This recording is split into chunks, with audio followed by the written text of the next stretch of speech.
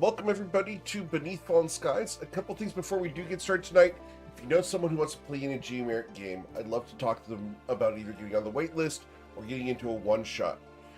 All my campaigns are currently full. All 8 of them are currently full, so if you're interested, get on that wait list sooner rather than later. We do have a ton of content coming up over on the Patreon. We got some really cool projects we're working on. We did an art reveal last week, but we got some really cool systems coming up that we're going to be sharing on Patreon real soon. We also have the YouTube channel where we've got the podcasts, the GM tips, the archives, the clips. Go check all that stuff out over on the YouTube channel. There's thousands and thousands of episodes for you guys to check out. We also have a clip contest currently going on. If you're interested in winning a piece of Bubble Laser headshot art, we are giving away that piece of art at the end of the month. Just toss a clip or timestamp in the clip contest channel in Discord. You'll be automatically entered to win that prize at the end of the month.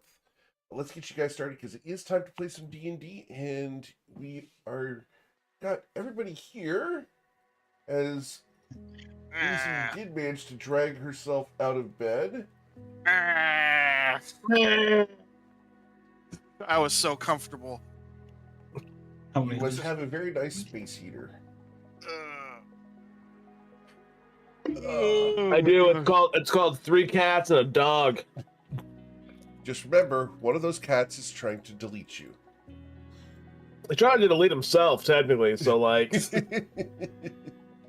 Alright, well, let's get you guys rolling here. Cool. It's not as bad as what I did to Tomo earlier today on accident, which was remove him from the campaign temporarily in Roll20. I made a boo-boo and unfortunately deleted him from the campaign. It was not good. All right, but you guys are adventuring in the lands of Toivoa. Specifically, you guys are down here in Shatter Shaddai, where you guys have come on a quest to raise a sky island back into the air, thanks to a quest that's been given to you by a woman by the name of Zalfriora. To that end, you guys have been collecting sky shards, rituals, information about where to collect sky shards, and the process of actually raising the sky island into the air. Making some contacts and friends. You've been very successful. And last week, got a second piece of the sky map that you needed in order to find a location called Valzir. After having acquired it, you guys... Whoop, where'd I go? I have messed up. There you go. You guys are here in Shatter Shaddai and decided to go and rest at the Eben Pearl Hotel. That's where we pick up, as you guys are currently in the suite, having started to take a long rest. So, as you guys wake up the next morning, what would you guys like to do? I'm going to, with my hammer that looks like Breezy, I'm gonna hover over Breezy's bed with the hammer just like 3 inches above her face, watching her until she wakes up. So she just wakes up seeing her own face in stone.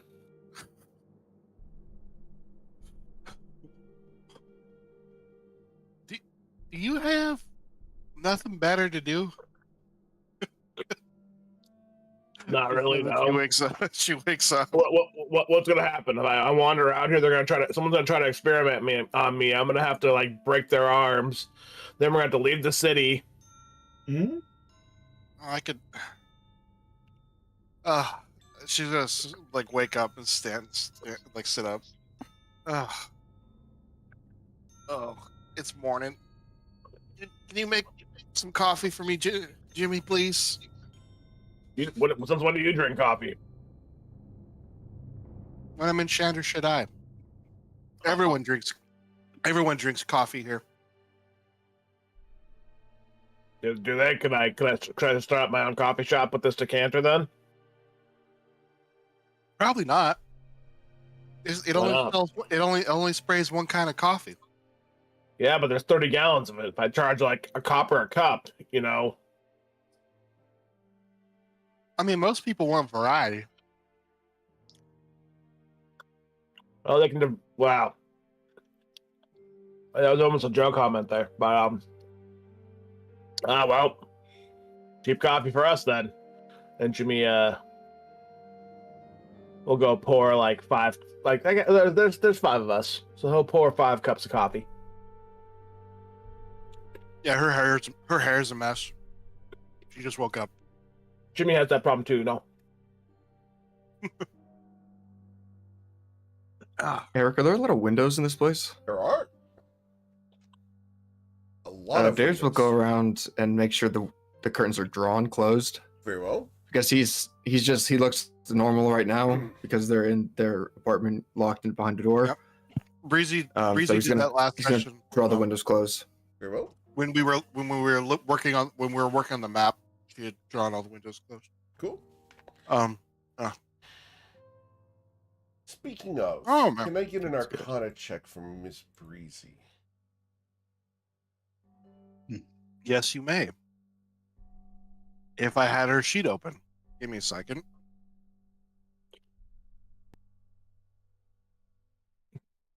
Wow. Yes, D&D Beyond. Yes, thank you. Yeah, I was about to say, holy juice. Wow. That's a very nice nat number. 20 on Invoke the Amaranth. Yep. Yeah.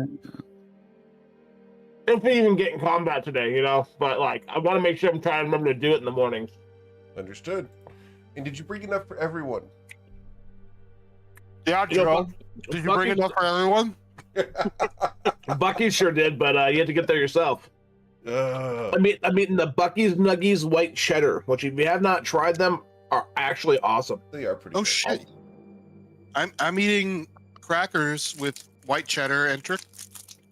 So wow, similar. we're like white cheddar buddies, man. That's right. Look at that. It's almost like you both live in Texas. Almost. Well, BCA sent you a link. Oh, almost like we've been playing D&D together for like 3.5 years now. Yeah. this is just Breezy's eating breakfast. You know. It's RP. Is what you're going to advocate for? Is it just Uh-huh. RP? Yep. Sure.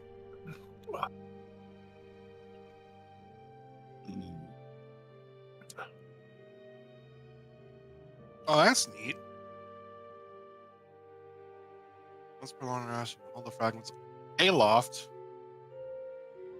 Once per long rest, you can hold the fragments aloft and say the name of your magic sword and sing 25 years.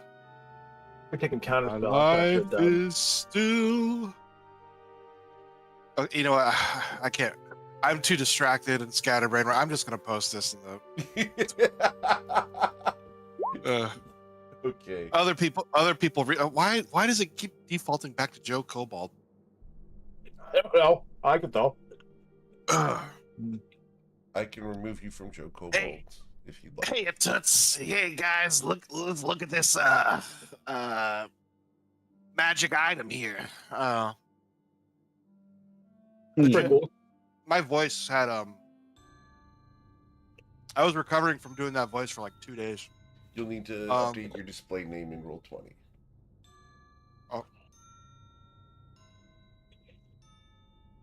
Oh yeah, maybe that's why. Let's see, Breezy. There we go. Anyways. Oh, it looks like this magic map can do stuff now. Interesting. The two are held.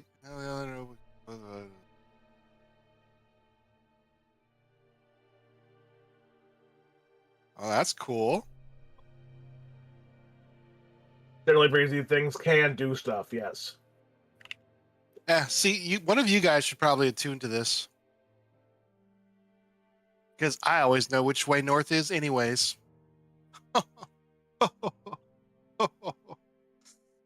Yes, you are so special, Breezy.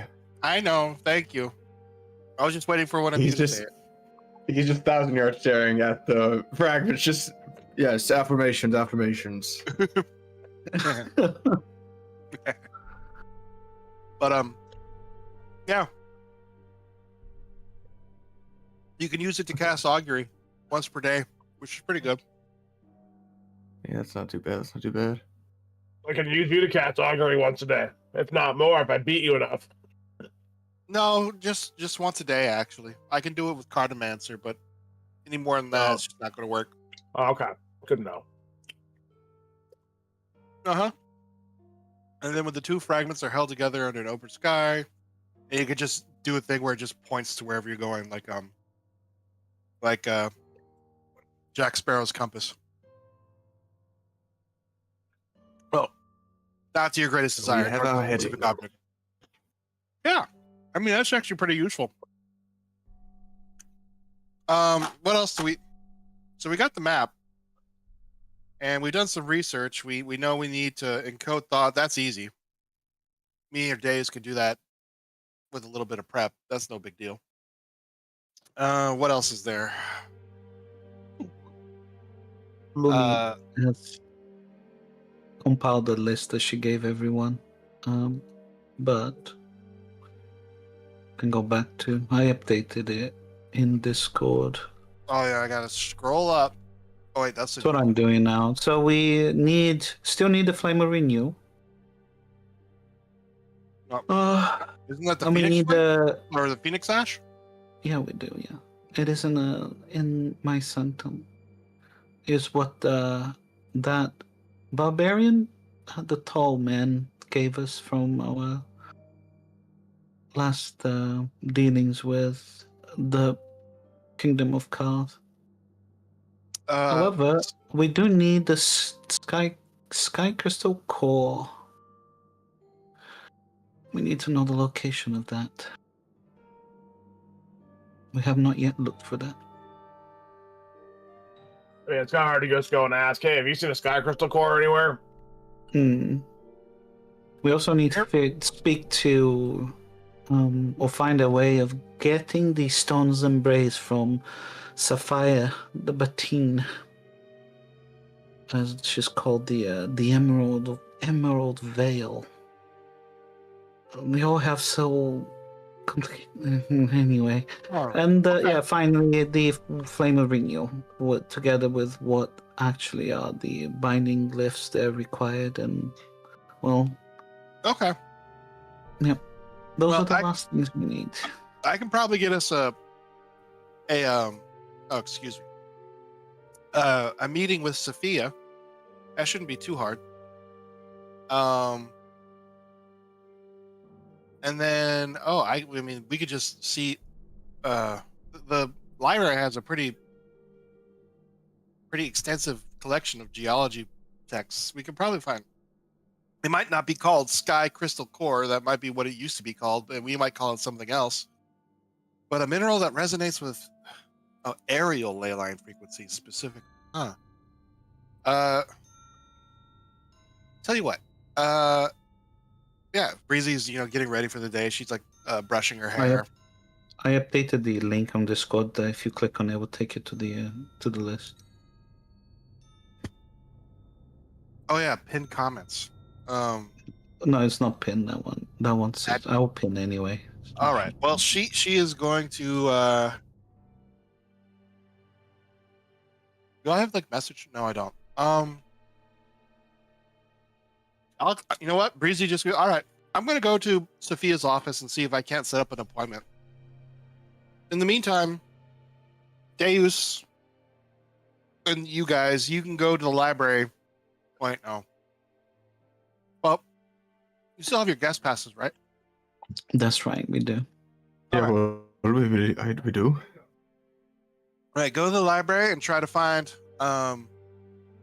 any information on minerals that can resonate with ley lines of air. I was playing everything more grass and how it grows. That book was very interesting. I mean, it is pretty interesting. I mean, if you think about it, it's the plant is turning dirt into grass. How does that happen? I don't know. Miracle. I believe they're miracles. Who's taking this? As Lumi points at the celestial chart. Not me. My keep it out in the open while we are here. Breezy, if none of you want to attune to it, she'll take it and put it in her bag of holding. My attunement is already pushing the limits of my chassis as it is. You know, Chassis. We understand.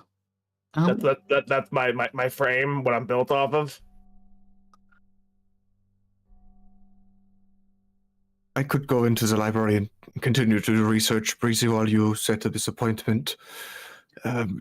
However, being completely honest, I will likely not be at that meeting if you are able to set it up. I never was a fan of politics, and the team probably is not keen to see me.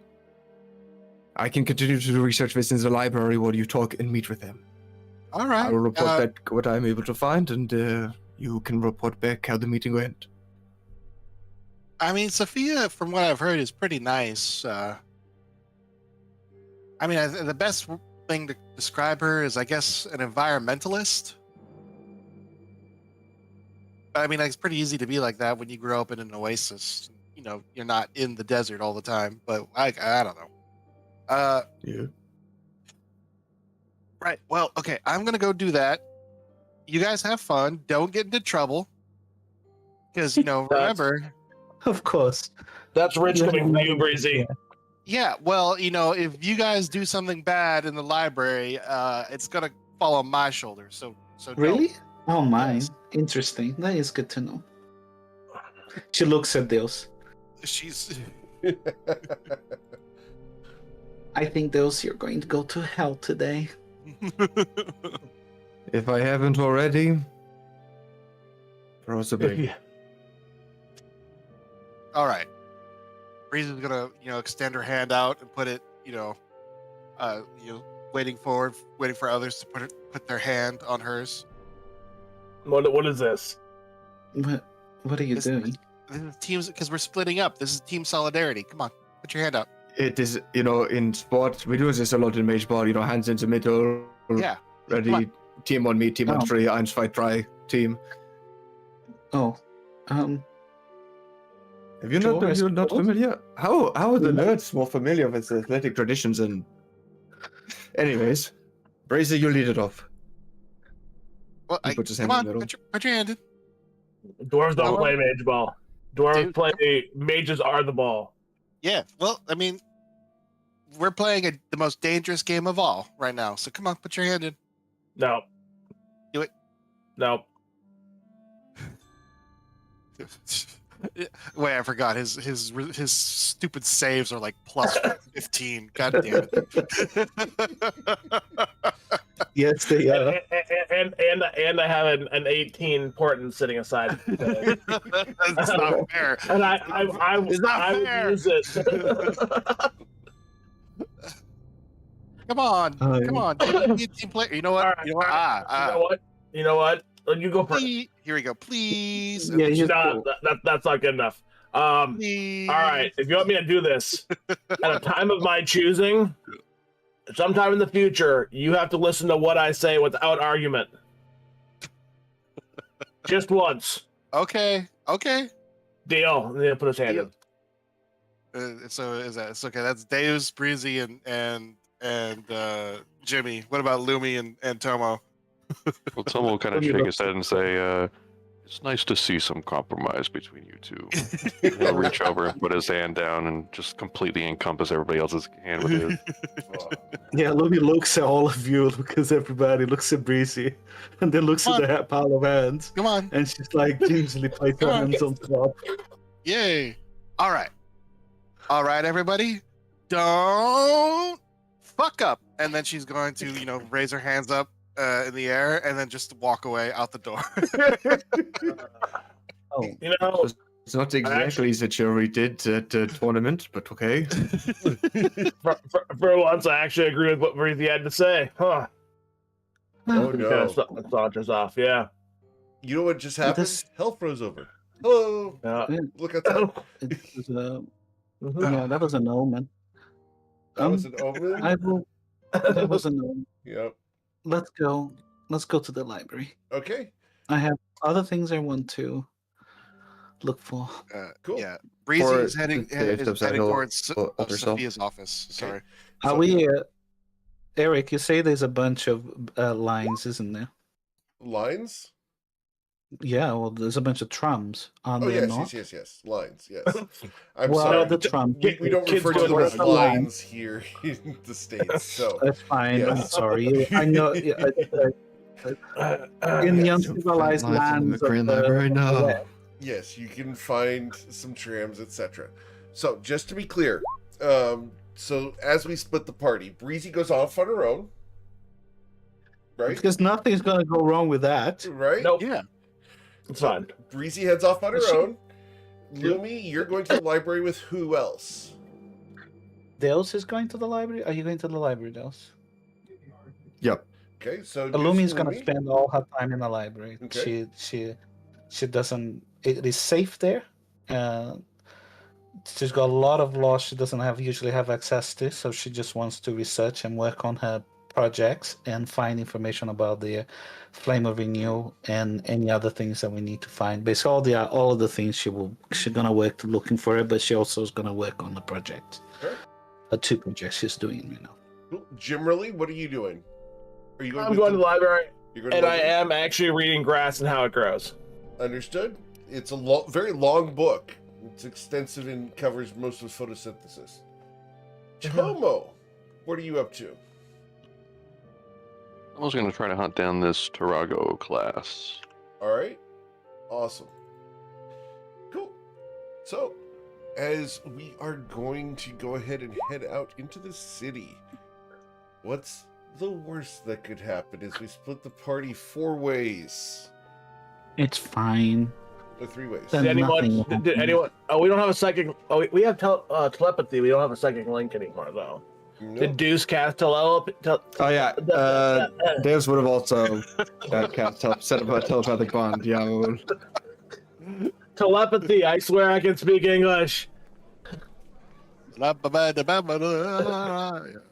happens to the best of us. Yep. Happens to me all the time.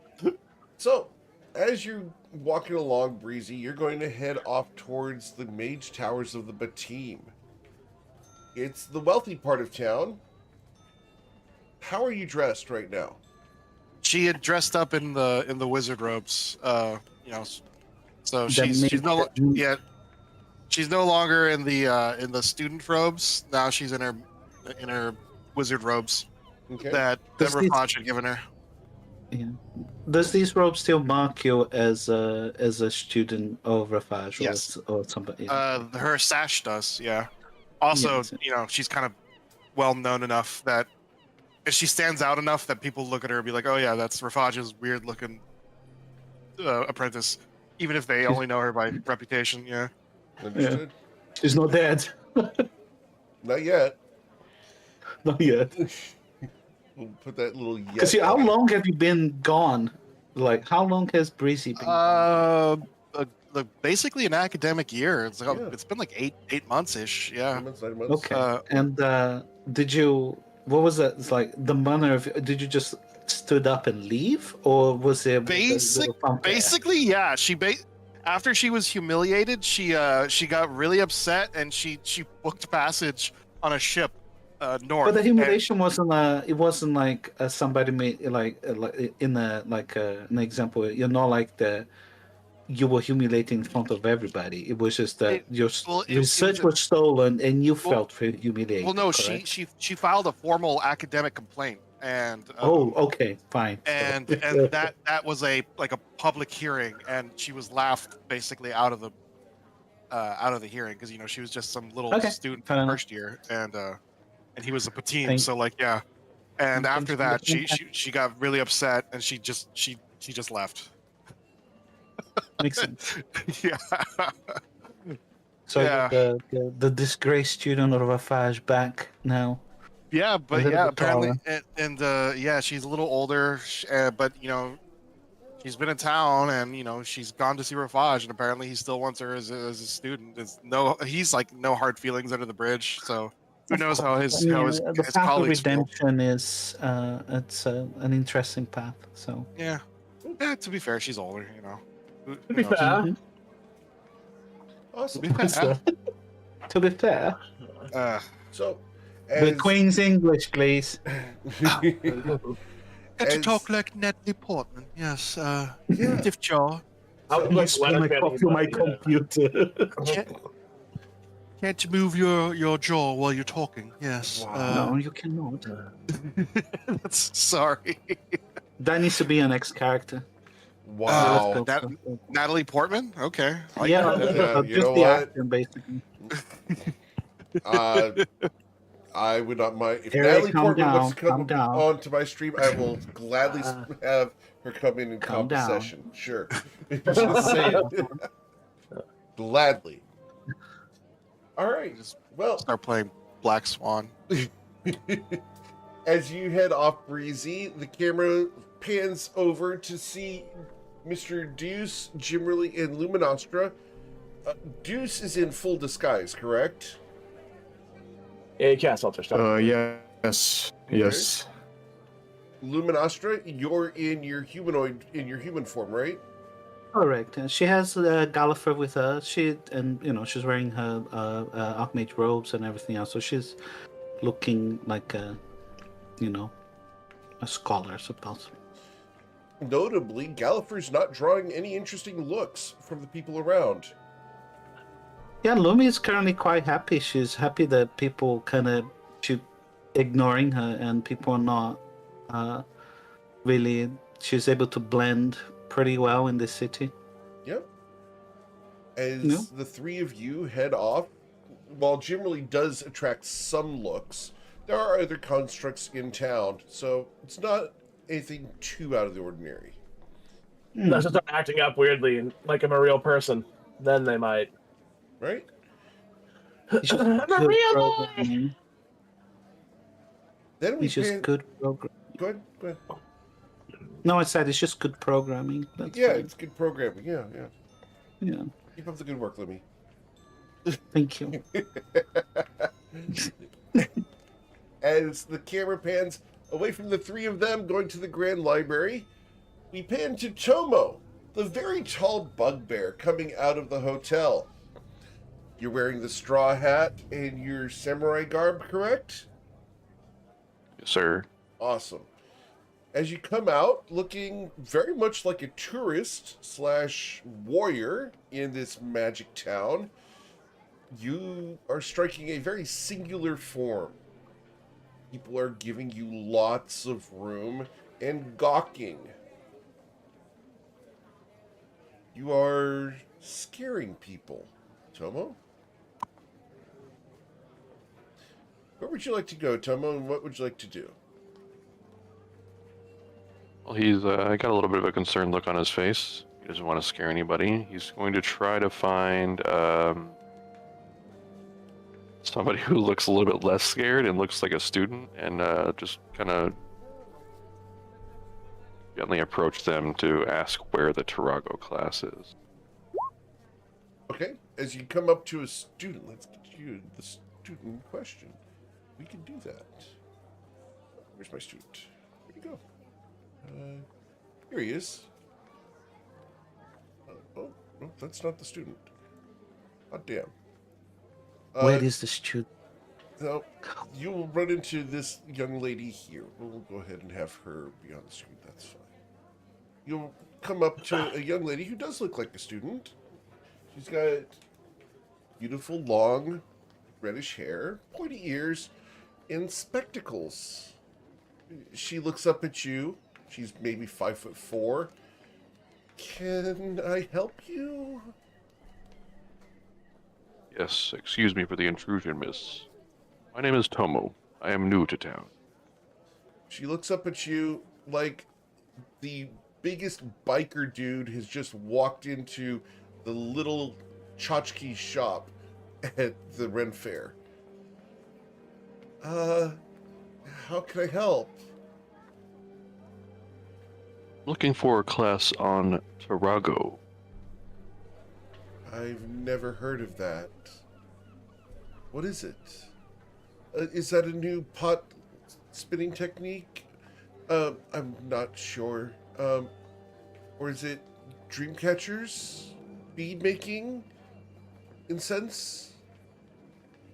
Not quite. It's more of a martial arts class, where they explore the connection between innate magic of the world, Oh, how that can enhance martial arts. you may need to go visit some of the martial artists down by the river.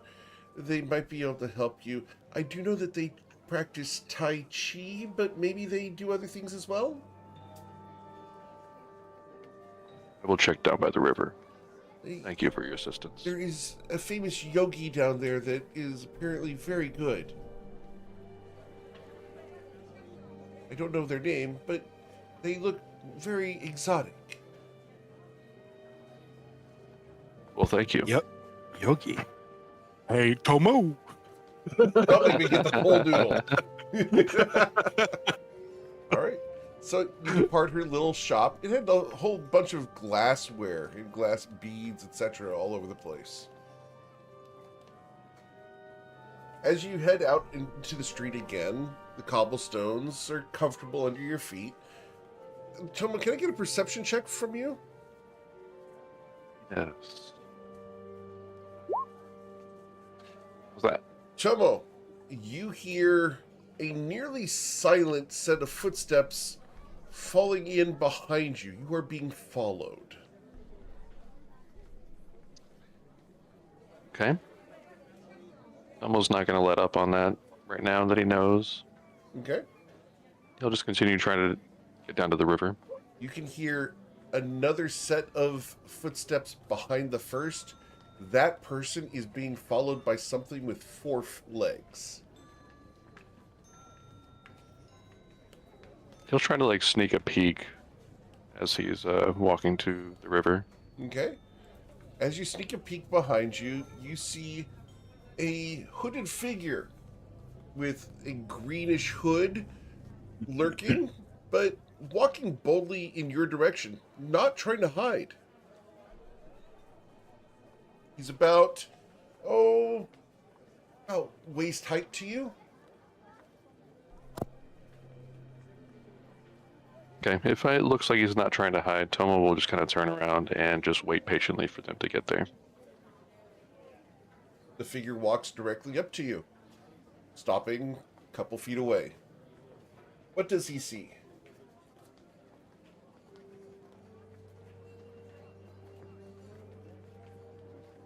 As he comes up to you, he's only up to about your knee, Tomo. Oh, what does he see of Tomo? No, Yeah, Tomo is a... Oh, go ahead. Go ahead. What does he see of Tomo? Tomo is a 7'10" bugbear with brown and cream colored fur, gray skin, and his eyes look like they're kind of clouded over like blindness. He's got a straw hat on. He carries a couple katanas at his side, and he has a a gray robe on. Okay. What's the short individual look like? He is about 2'11". He is a gray goblin. He is carrying a crossbow and a hand axe on his belt. And behind him is his very large black bear pet. He's got red eyes with black pupils. And he has a certain sense of danger about him, but not dangerous to you.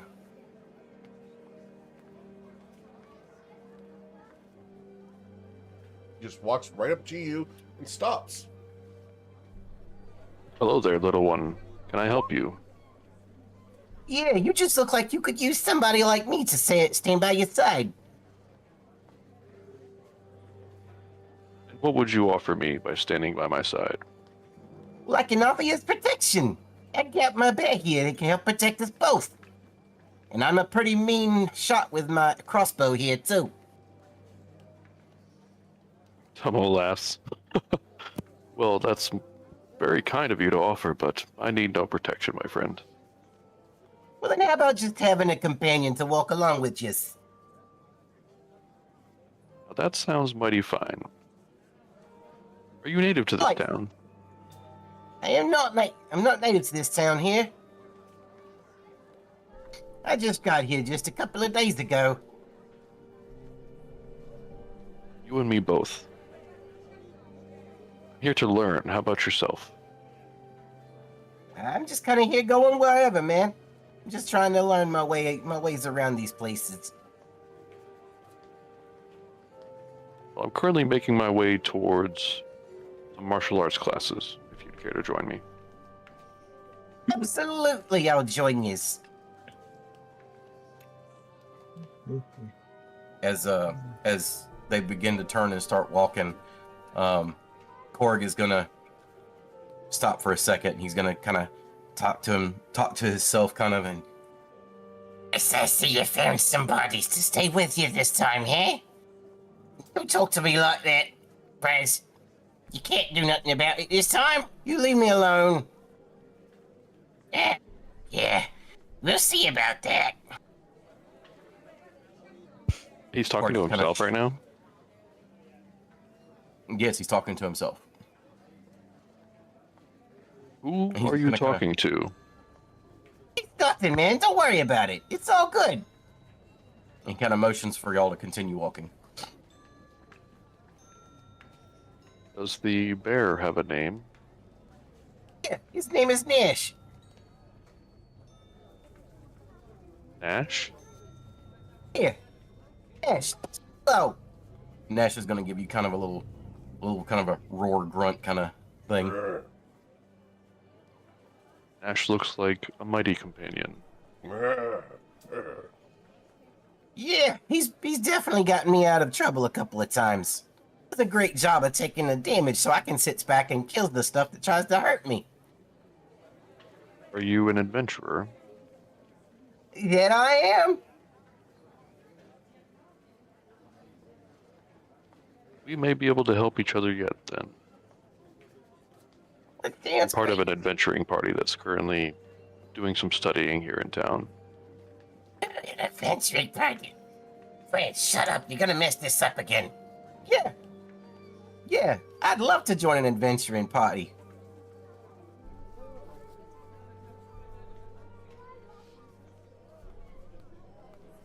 Someone just kind of smiles and nods and continues walking.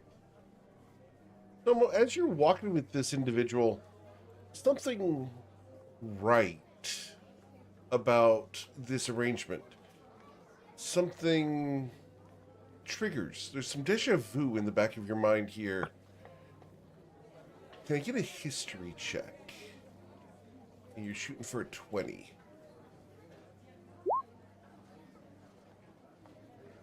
Unfortunately, you're not going to remember any details, but a goblin following a bugbear makes sense to you.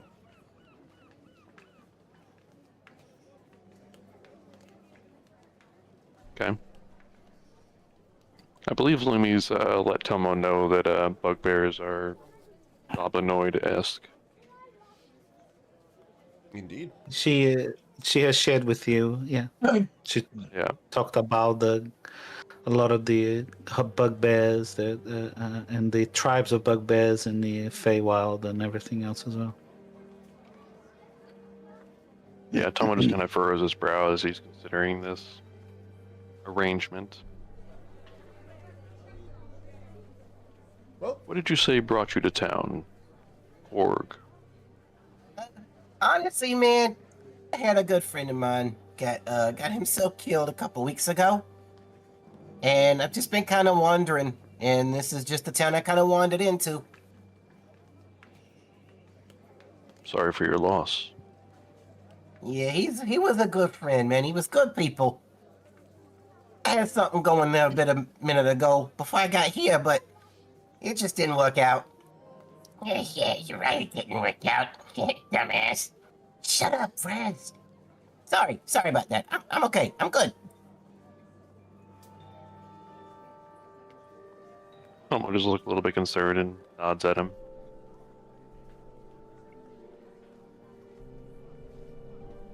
Well, But yeah. Shall we? Absolutely. You said you was going down to where's now? Looking for a yogi down by the river. Ah, Let's go get him then. Let's. As you head down towards the river, you pass all sorts of people. Some of these public transports cross your path, and you can easily dodge them. Your little companion and his bear are drawing a bit more of an interest in you, because now you've got a bugbear, a goblin, and a bear running together. It's a little weird. It stands out. This is not the beginning of a horde, Eric. Come on. It could be. It could be. Tomo's gonna glance down at Korg and be like, "It seems we're a little out of place here, my friend." Yeah, I'm out of place everywhere as I go. It doesn't matter. I've been like that since I was a kid. And where are you from, if I might ask? Honestly, man, I couldn't tell you. My parents left me by myself when I was about 8 years old. Something about an omen of evil or something. I don't know, man. My parents just left me, and then I ended up with a dude that kind of he kind of taught me how to use this here crossbow. He taught me how to track and how to use things to hunt so I could survive. And he fell on some misfortune, and I've just been by myself for a little bit. That's when I met Zorgak. And Zorgak, he's just not with us no more. He's not with us no more. That's all I got for that. But yeah, that's pretty much my life right there in a whole nutshell, man. Thank you for sharing. We have a similar past. I was also left, presumably by my parents. No kidding. Yes, in the forest of Shu. We pals, you and I. There seems to be something fortuitous about this meeting. Yeah, man, it's great. I think this is a great idea for us. Yeah. Shut up, Fred. Sorry. I'm okay. It's good. I'm okay. Can I do like an insight check to see if he's got like good intentions? Absolutely. With the 24, I'm going to send you a note here real quick because this is actually really cool. How to phrase this?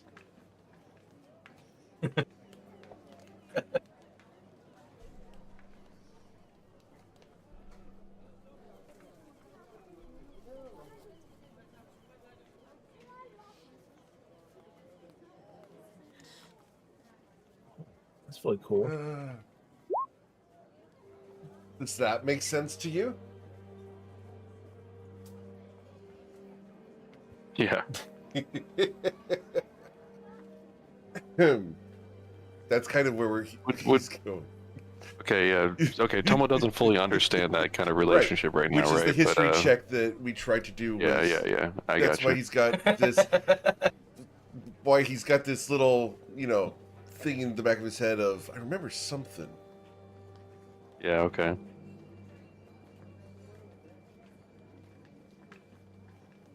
Well, would you like to learn something today, Korg? Man, I'm always up for learning new stuff, man. Let's go. Tomo nods and continues on. Cool. As your sidekicks follow behind you, you're able to go down to the river where you will find a group finishing up a Tai Chi lesson. They're going through some of the sweeping movements that you're familiar with. As they wrap it up, the leader of the group bows to everybody. Remember, you must be one with those around you in order to truly know oneself. Farewell. He begins wrapping up and rolling up his rice mat in order to go and get ready to go for lunch. You see a couple of the participants coming and thanking him, which he nods and moves away from. Tomo will approach. Excuse me. He looks at you, stops, and inspects you head to toe, looks at your associate at your side. Is there something I can help you with? Yes, sorry to intrude. It was a beautiful lesson. The beauty is not the lesson. The beauty is that which is within each of us. Spoken. You may be able to help me and my friend here. One can only help those who wish to be helped. I'm looking for the Tarago class. He looks at you, narrows his eyes, and scans the crowd around you. Turning, without saying a word, he starts walking away from you to your left. Not directly away, but literally towards your left and towards an alleyway. I'm gonna look down at Korg and kind of meet his eyes and just nod and start following along. Korg's gonna follow right behind you. Lockstep. As you come towards the alleyway, this figure stops. You have asked of a word that is not common. Where did you hear of this? Oh, what's the name of the dean guy again? Korg. The dean of... No, the dean of the school or whatever. Oh, sorry. Ario. Ario's the one that's in the book. He has a speedwagon. Right. No, he does not. But he could. But in the book, it has the name Ario. And I will put that in chat. Aryo. That was in the book that you read. As far as the dean, that's the guy that we met. Yeah. Oh, Rafaj, right? Rafaj. Oh, member of the team. Yes. Yeah, he's not. Yeah, he's the one that told me about it. Yeah, he's not the dean. He's one of the archmages, right? Okay. Yeah. So he'll say, Rafaj mentioned it to me after he recognized me as a student of the Yokazi Way. Truly. He looks into the distance in the direction of Rafaj's mage tower. That is curious.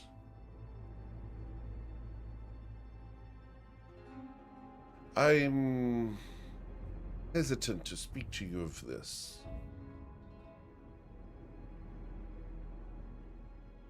Have I overstepped some bounds?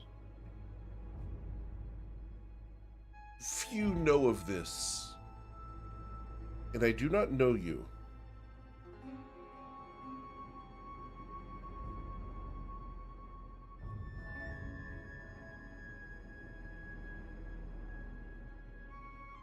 Well, my name is Chisana Tomodachi.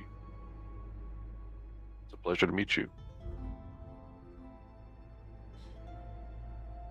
One only knows oneself when he knows all of himself and others.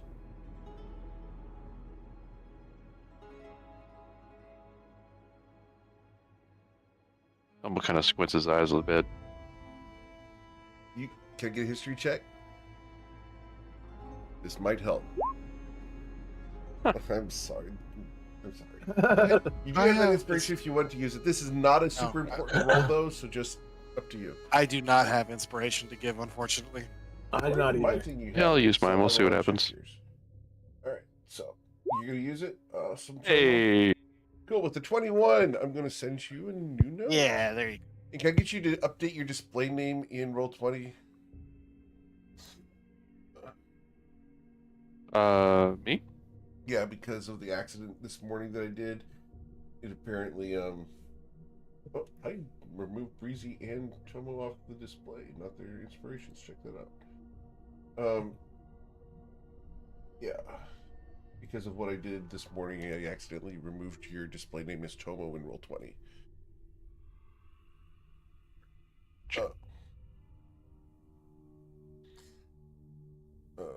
There you go. Cool. Like that. Thank you.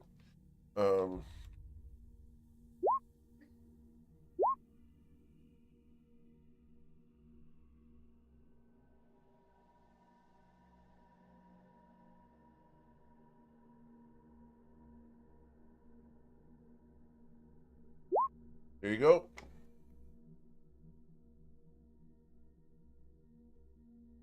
He has not given his name yet.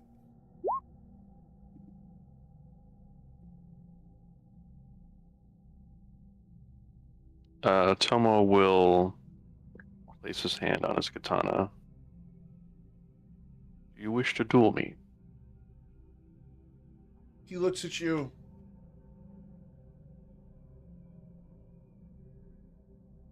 You do not wish to die yet. Nor do I. No, but I wish to learn. You wish to learn. Then learn. And he's going to take up a very exotic stance. You've never seen anything like it. It's low to the ground and ready with his hands forward, but palms downwards as opposed to palms up.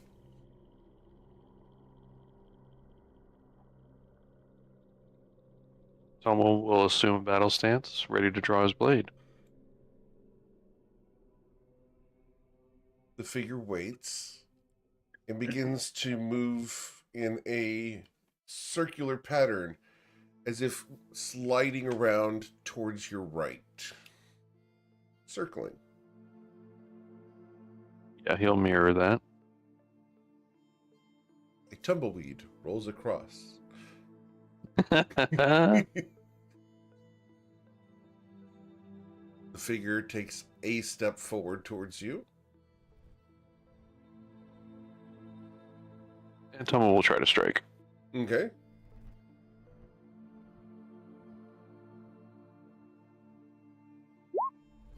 And with the 29, your blade catches, and he's going to try to deflect that. With the 27, he did not deflect it, and your blade did manage to catch him. He looks down at the point where you slashed him and takes the sword and slides around it towards you. Do you want to take your second swing? Yeah.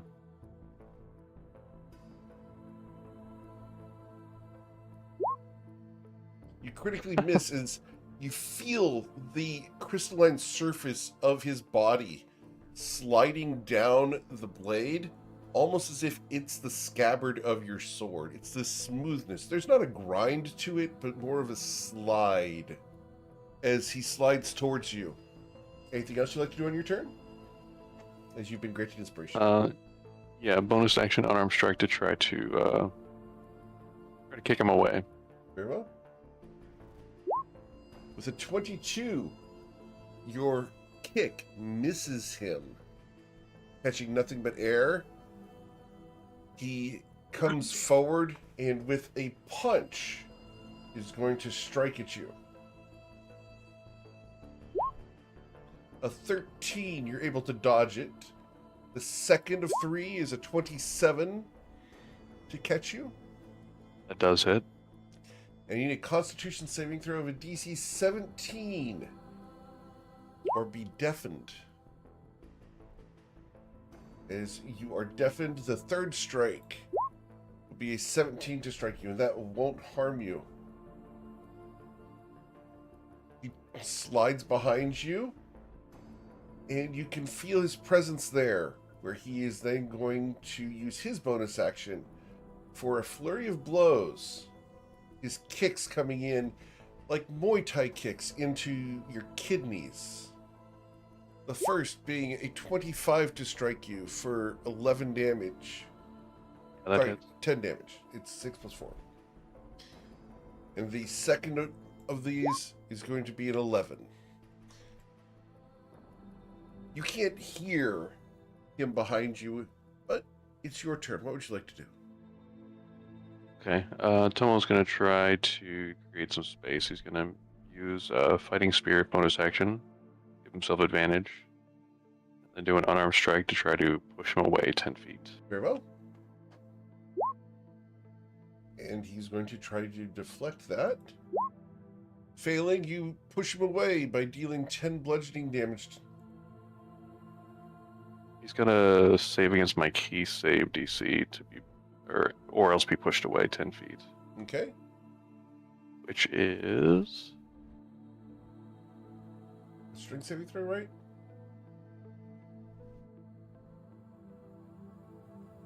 checking real quick. I believe it is a strength saving throw. Yes. Got a 13. He'll be pushed 10 feet away. Okay, with that space, Tomo will bring down his sword again. Now, does this just manifest as a kick that just shoves him backwards with extra oomph? Yeah, exactly. He's just basically putting his foot against the guy's chest and pushing him into a wall, and then coming down with an overhead slash. Understood. As you step up for that slash, that will catch him, unless he deflects it. We can try to deflect this a second time. We did not deflect it, and you're going to deal an additional 22 damage to him. He looks at you, narrows his eyes. Anything else you'd like to do? That's it. Okay. He steps forward to you and will go ahead and strike at you 3 times. A 16, a 25 to wallop you. AC is 27 now with agile parry. Wow. And the third will also miss you as you parry all 3 of these blows. He slides behind and is going to do that flurry of blows behind you. As 2 kicks come in, knees and knees, you're able to deflect and dodge. He holds up a hand. Stop. Tomo sheathes his blade. Stands up straight. He looks down at your goblin sidekick. He is well trained. He did pretty good. I meant Thank you, Gorg. It Yeah, is, don't mention it. is rare that the goblin does not aid the bugbear. It was his fight. It was something he had to do. It wasn't my business. Who trained you? Tomo. I'm the first student of Master Abe Aranaka of the Yokazi Way. He raises an eyebrow. I have heard the name. In what capacity? He has taught one of the other students. Tomo raises an eyebrow. Do you mind sharing this student's name? It is not mine to share. I understand. But you seek knowledge of the Tarago. Come with me. And we have granted inspiration to dues as well. Have it. Oh, somebody Yeah, I get full definitely has as inspiration. well. Thank you. Okay. So pass that over to Breezy. Tomo, you were granted inspiration during that as well. Just for the record. Yes, thank you, Paul. Okay. He's going to pick up his rice mat from where he laid it on the ground. Come with me. Do you fancy some tea? That sounds lovely. Thank you. I love tea. Tea's great. He looks at you, Korg. You are quite diminutive, are you not? Man, I don't know what the hell that means. There's a place nearby here. that serves good tea and better crumpets. Will you join me? Would love to. I'd never say no to a good crumpet. Would you mind sharing your name with us? He reaches out a hand, almost in greetings. The first time this guy's actually been friendly. I'm Valus Shardvain.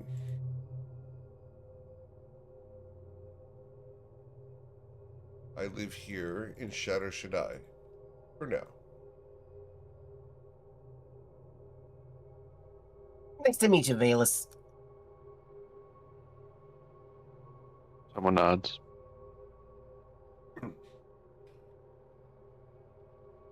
And he will start walking. For a while, it's silent. Valus is going to turn to you. You have come to Shadow Shaddai solely for the purpose of Tanago, then? I came here with my friends to protect them. It is by chance that I've learned of this Tarago. Strange. Rafaj does not speak of this to people commonly. How did you gain his favor?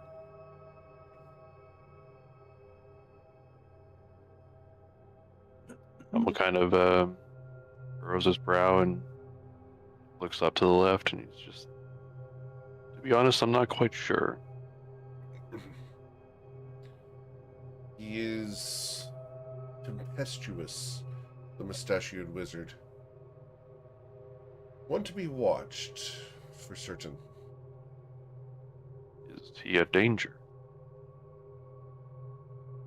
Valus is going to stop right where he's at, walking down the street, turns to you. All are danger. We are all dangerous in some way or another. It is how we manifest that and temper it that allows us to survive in society.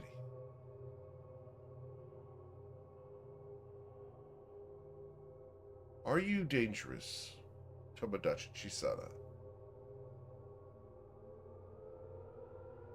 Those who would threaten me or my friends, yes. Do you believe I am dangerous?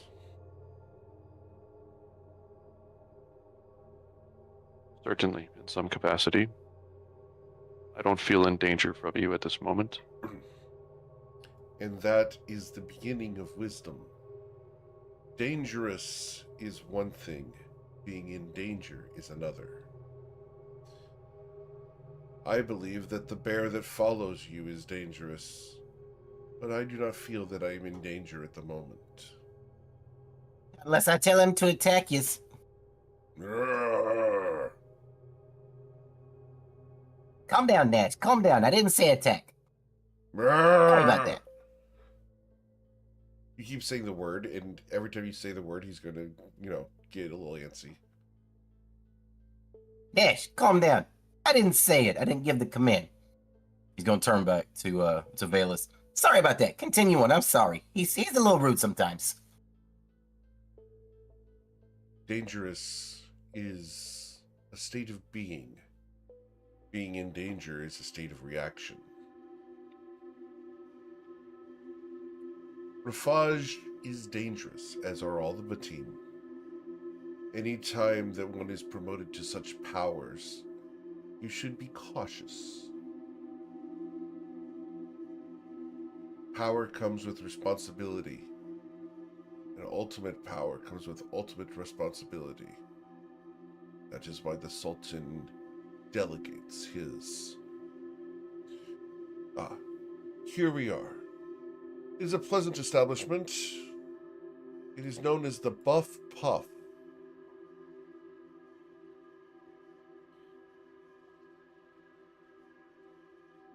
As you guys come into this place, you'll notice, Tomo, there are no women working at this establishment.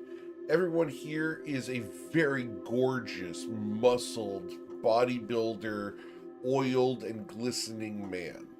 It is the inverse of the Coyote Ugly in a pastry shop.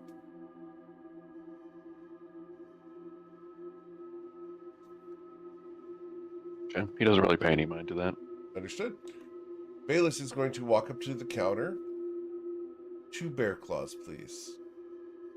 He smiles at you, Tomo. This is a joke that he's ordered the bear claws.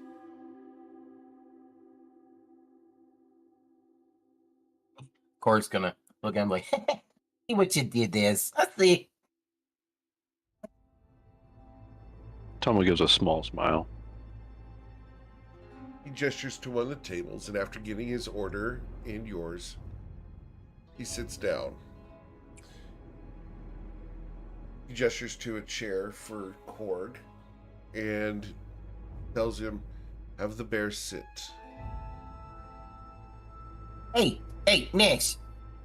Sit on your butt, man. Sit on your butt. Come on. He's going to sit right behind your chair, so if you were to lean back, you would be leaning against the bear itself. Yeah, see? He gets it. So, Rafaj has told you of Tarago, the martial arts taught by the Sultan Lego. What do you wish to know of it?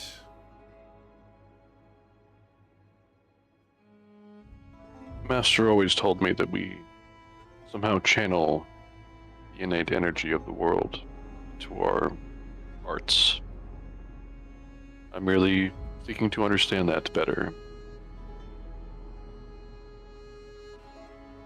And as I understand it, Tarago focuses on that connection. Tarago focuses on the elemental forces and how we are connected to Toivoa itself. We bend the ley lines to mix magic and the martial arts together. We believe that Ki is not exclusive from the weave. We seek to unify soul and magic in one expression of martial skill. Do you understand? Tomo nods. This art is secretly taught here. Students must receive approval from Sultan Lego prior to being taught. That is why I was surprised that you would have known the name of this art.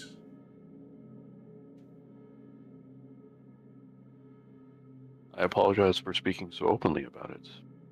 Although I find it strange how guarded some of the lessons here seem to be. The lessons are guarded underground. You see, we allow ourselves to teach Tai Chi, Karate, the Judo, etc., in order to fund our art as we learn and develop it in secret on behalf of the Sultan. Keep saying we. Are you an instructor? A student? Both? I am both a student and instructor. We all are. We are learning the way.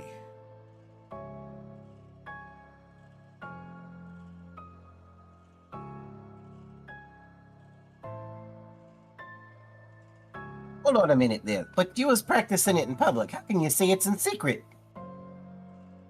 He looks at you. The Tai Chi is an expression and exercise. It is the foundation for martial arts of all kinds. It is the practice of the muscles and the mind to center oneself. It is what we do to relax. Tadago is not to relax, but rather to act, to assert one's will upon the world.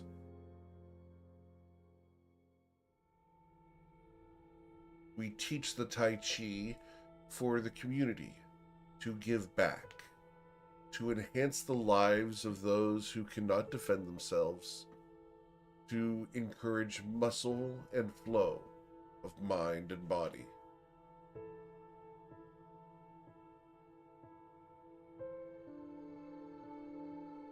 Tomodachi-sama, you wish to know more of Tadago.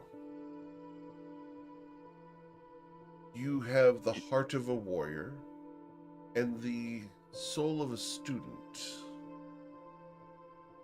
You would make a great student of our art, but would need to get approval of the Sultan prior to being taught or being led to the others. It is not a path to be taken lightly, and you would have to stay here in Shadow Shaddai to learn. For we only have the safety of our dojo to guard against destroying the world. It is infused with anti-magic fields in order to prevent our art from expanding beyond its limits. We only practice in limited spaces in order to prevent accidents.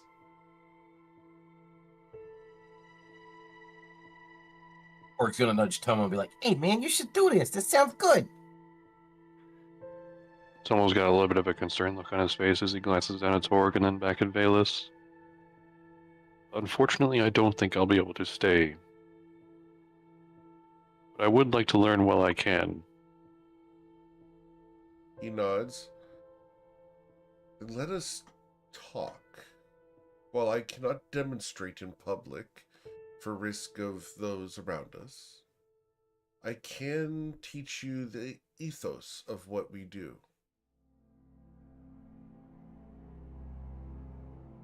And he's going to... You would do this without the Sultan's approval. He smiles wryly at you. I can teach you the ethos, but not the art. There is nothing that you will learn from me here that will allow you to practice the art outside of Shadow Shaddai. You will not be able to strike with the fury of 1,000 storms, nor will you be able to dance the winds of the 9 cats. But you will understand why and the magics that we try to imbue ourselves with.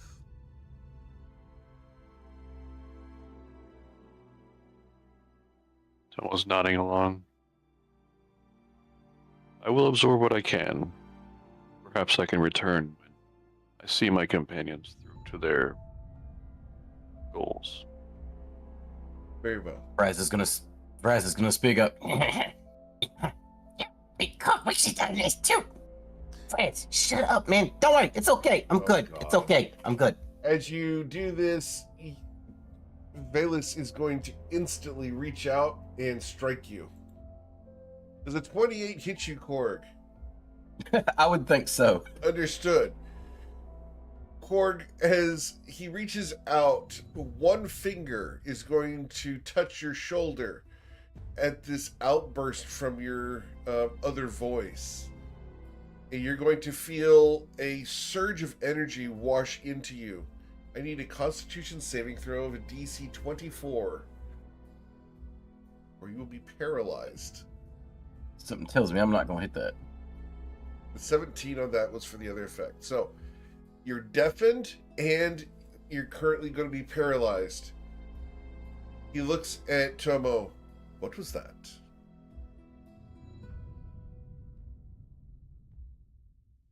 It looked like an unprovoked attack upon my companion here.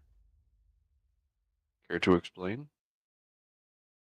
The bear also is gonna raise up on his hind legs and stand straight up.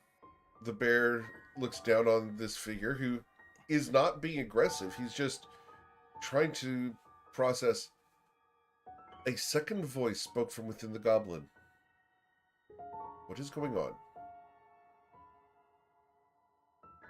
I At do that not point, know. Korg, you're no longer paralyzed. It's only until the end of your next turn, so. What the hell, man? I didn't do nothing to you. Nash, calm down, man. Calm down. I'm not dead. I'm not in trouble. Calm down. Calm down. What was You the got my- second voice that we heard? It's nothing, man. Don't worry about it. It's okay. Forget about it. Roll a persuasion check. Deception is one of my my Or abilities. deception, yeah. Yeah, let's roll deception. He looks at you. Very well. Tomodachi ni Chisana. We will discuss Tarago. And he's going to sit down and chat with you about magics that they use, including Enlarge Reduce, the Seven-Sided Strike, the Cat of Nine Tails. He's going to discuss teleportation. He discusses fireballs and firebolts, ice storms and ice knives. He's going to tell you all the things that they're able to do as part of the Tarago subclass of being a monk. It essentially builds a hybrid of sorcerer and monk together. Some of it's very similar to the Yokazi way, but in other ways it's more elementalism as opposed to unification with wind. And do they, it sounds like they use basically all the elements. They use all the elements, but more of a modification of their body and evocation as opposed to the embracing of a single one. It's more of a unification as opposed to a specialization. What they're doing is not as specialized as the Yokazi way. Yeah, okay. And more focused on output as opposed to stances and defense and the meta aspect of reach, etc. So you guys will be here for better part of a couple of hours. That's when we're going to pan the camera over to the Grand Library, where we find the three people who came here: Deuce, Jimmerly, and Luminostra. Lumi is like, look at this one. Oh my, how many books do they have about grass in this library? Loans and hexes? Oh, wait, that's actually interesting. Yeah. Chloromancy for shut-ins. Maybe do chloral. Okay, fine. Deus, I think this one might be free. No, Yeah, no, is it? Give that one to Yeah? Dukes.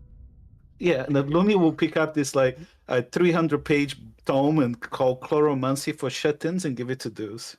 So I found that for you. Apparently teaches beginner plant magic. I don't know, something about gentle emotional resilience, and she looks him in the face, like in his eyes. Maybe. And now you have an interest in this. Why? Well, I don't know. You tell me. I Jimmy I'll found be one. real, Oh, Luminostra. I can't remember the last time I mowed a lawn. well, perhaps you should start and you should speak more with Tomo, I think. We're gonna have plenty of lawns in the future. You gotta learn what kind of grass we need to grow and how to take care of it. Absolutely. I really like the Forbidden Knowledge. There is that huge, but she points to like a 700-page tome. That's the Forbidden Knowledge Touching Grass book. I don't know how to open it though. There's this interesting lock mechanism in it. I had some sort of test. She looks at this weird lock mechanism in the book.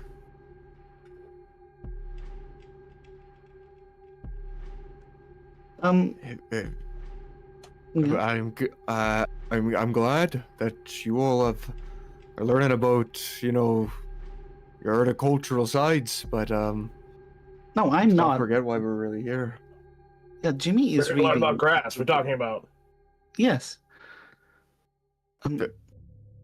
Right. Lumia holds she holds but pushed back the Loans and Hexes book but towards herself and opens it in the middle to start looking and reading it. On top of the other books that she's looking for all of the stuff that she's doing, including the Flame of Renew. Right. She raises her I'm profile. gonna. So we need to, do we have the mental link, by the way? Yeah, we do have the mental link. We're here as, I don't know, and she looks at Jimmy, grass enthusiasts. I don't want anyone finding out what we are doing. So, yeah. That's why. What do you think I'm learning about grass? It's entirely a distraction, but it will be needed in the future. So, I'm killing two birds with one stone. Right. Well, I'll go look for some information on the sky cores. I'll let you know what I learn about. Sure. If I find anything interesting. He's gonna kind of slink back. And he's gonna go. Some dandelion tea. Let me know. Will do. And he'll go as far to the back as he can. And he's gonna be kind of. He's gonna have his head on a swivel as he's going to the back. Until he can get to. Just like right before the restricted section is. Sure. He's gonna go as far as you can up to the restricted section of the laboratories. Okay. You go right up next to them. Are there bookcases or shelves like nearby? Of course. Okay. He's gonna slink into one. Into the bookcases? Or into the in between the bookcases. Okay, into the bookcases, just real quick. I just have to jump through hoops because he's gonna. Yeah, because he's gonna. There's a lot of setup that's gonna go on here. No kidding. First thing he's gonna do is he's gonna have Fritz kind of bamf out. And Deus will begin to cast Pass Without a Trace, but turn it into a bead. He will give the bead to Fritz to hold on to. All right. With Arcana Band. Sure. Then once he has the bead in Fritz's hand, he's going to look at him. He's going to nod. He's going to cast True Seeing on himself. Okay. As you do so, you see that there are invisible guards just down the aisle from you that are currently blocking the way into the experimental quarter. Are they looking at me? Are they looking they're just down the generally halls? scanning the area. They're essentially security guards, but they're invisible. Okay. Do I see any wards along the walls as well, or like alarms? Oh yeah, along the walls. There's wards all over this place to prevent teleportation, scrying, etc. Okay. So you can't teleport into it because the wards. There is a small section that is reinforced with wards, and you'll notice that there are like extra wards in this section, and it's a section that has a writing on it that says this is the way out, that's scribed in invisible arcane writing in a circle around these wards. These wards have been placed over that writing to prevent passage through that.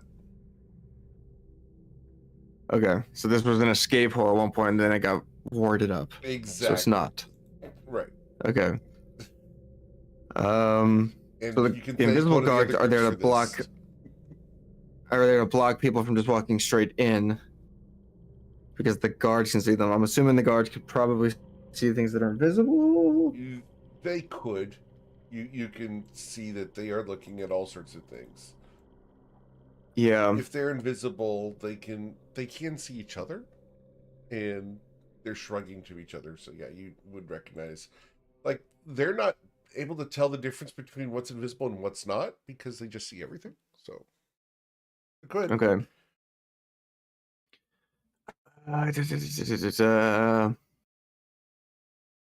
Looking at the wards, Mhm.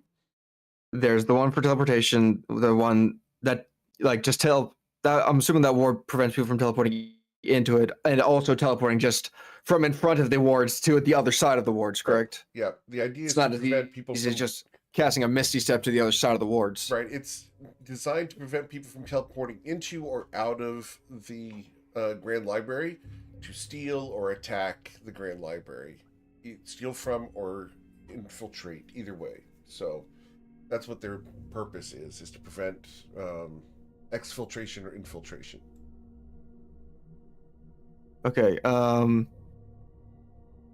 I gotta get these guards out of the way, but I also have to get into this without tripping any alarms. Mm-hmm. Okay. I'm gonna have Fritz activate his bead, Sure. which will trigger the effects of Pass Without a Trace. That's fine. And so I can't be tracked by magical means. I don't have any sound or anything. It's coming off of Fritz, so Yep. and I'm within him. You're within Fritz. I'm within the space of Fritz as he's casting the spell. Understood. Cool. You're within the 30 feet. Yep.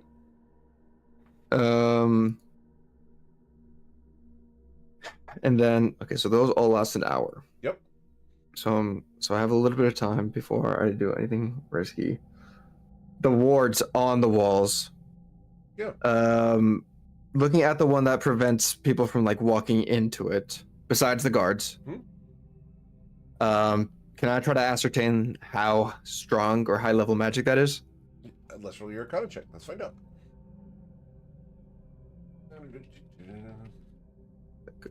14. A 14. I'm gonna use my inspiration for You're that. gonna use the inspiration on that? Cool. Yeah. Do that. 19? A 19. It's just barely beyond your study at the moment. It was a DC 20 because it's a 5th level spell. Okay. Okay. Well, I need to get it dispelled.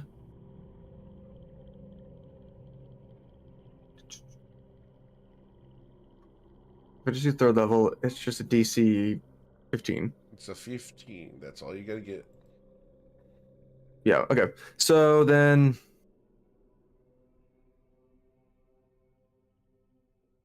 In fact, okay. You know what? You should have advantage on this. There's a reason, and if I dispel magic on it? No. To identify what it is. So re-roll that one more time. Because there's a circumstantial bonus I'm giving you here because of a situation in the past. You've 24. seen Luminostra cast Passwall in the past. Oh, okay. Yeah, this is a ward against Passwall. So it's dispelling the anti-Passwall. Okay. Does that make sense? Well, then I do have to fill spell slots. Yes. Okay. I've seen her do it before. Yeah. Okay. Well then, I'm going to.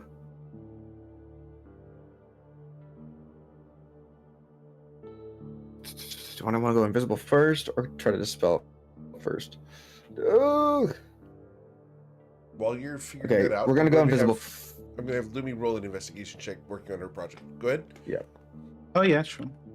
I will roll the dice. Go ahead. She will. 1 second. Let's do. Yeah, she rolled really low. Okay. But she's just gonna be working. She's like this flame of renewal is really hard to find information on. Indeed. So she, at least, yeah, go for it. Deuce. Actually, I also want to look at the anti-teleportation ward. Okay. Can I make an Arcana check on that? Sure. To try to figure out the level? Yeah. Those are all 9th levels. 21? Yeah, those are all 9th level wards. That's a 9th level one? Those are all 9th level wards. Those are put in place by the archmages. The entire place is preventing the teleportation in or out. Okay. That's why they were using the pass wall the best bet to is- get through the wall. Whoever did this escape attempt used pass wall to burrow through the wall as opposed to teleporting, which is why that is a weak spot in Yeah. the barrier. Okay then. Then what we're gonna do is we're gonna cast Greater Invisibility first. Sure. So that way we're invisible. Sure. Then we're gonna go over to that room. We're gonna cast Dispel Magic at 5th level. All right. Cool. The wards will break. So that should take that down. Yep. You see. And then a I tunnel. will. Yeah, I'm gonna start sneaking in, and I still have True Sight on, and I still have Trades with me, so I have the +10 from Pass Without a Trace, and I still have True Seeing, and I'm invisible. Sure. As you are going through this, there is writing on the inside of this pass wall spell. Can I get a stealth check? Because there's a chance the guards notice you by sound.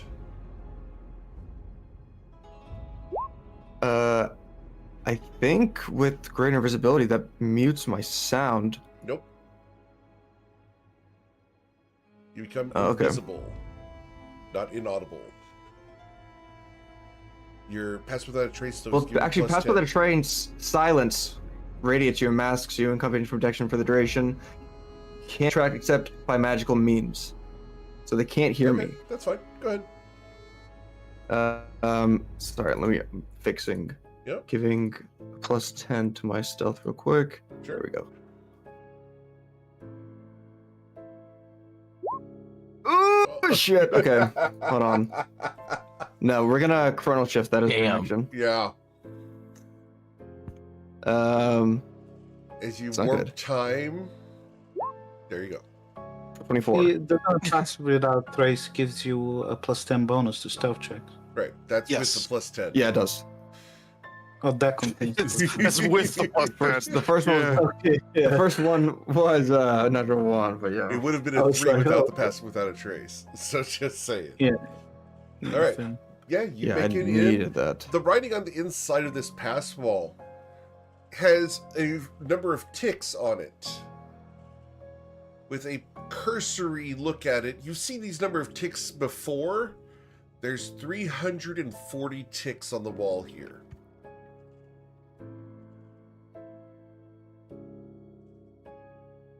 Can I get an insight check? Just looking around at all these ticks, yeah. It's not good at these. +0. A 9. Something about those is familiar. I'll give you advantage on this one because it's familiar.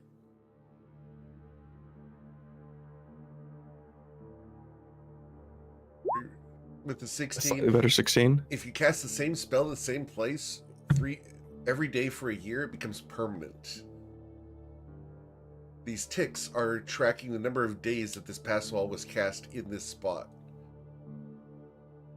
Okay, That's why this is a permanent pass wall. I see.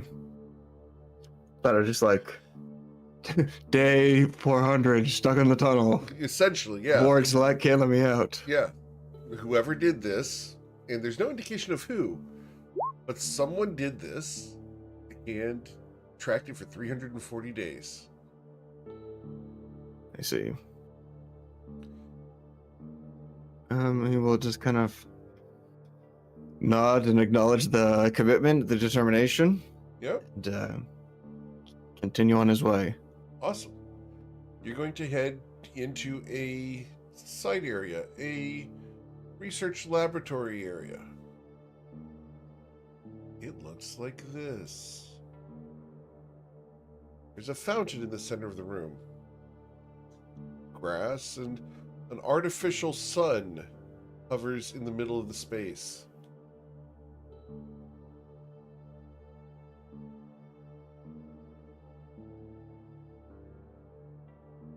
He will,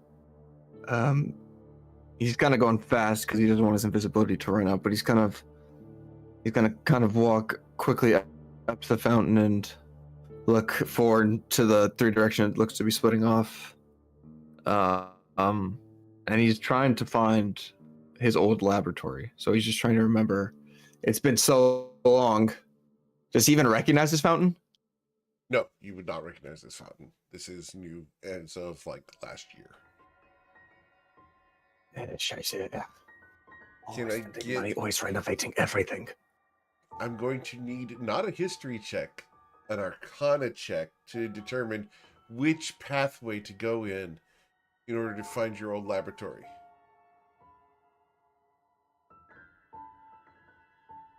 25. With a 25, you're going to feel the tendrils of magic on the weave. You'd be like, oh, it's this way. You can follow that. You will feel the pool and the memories, and he will look. He kind of snaps his head, still making sure he's invisible, and he's gonna move along and keep moving. Very well. That will eventually lead you here.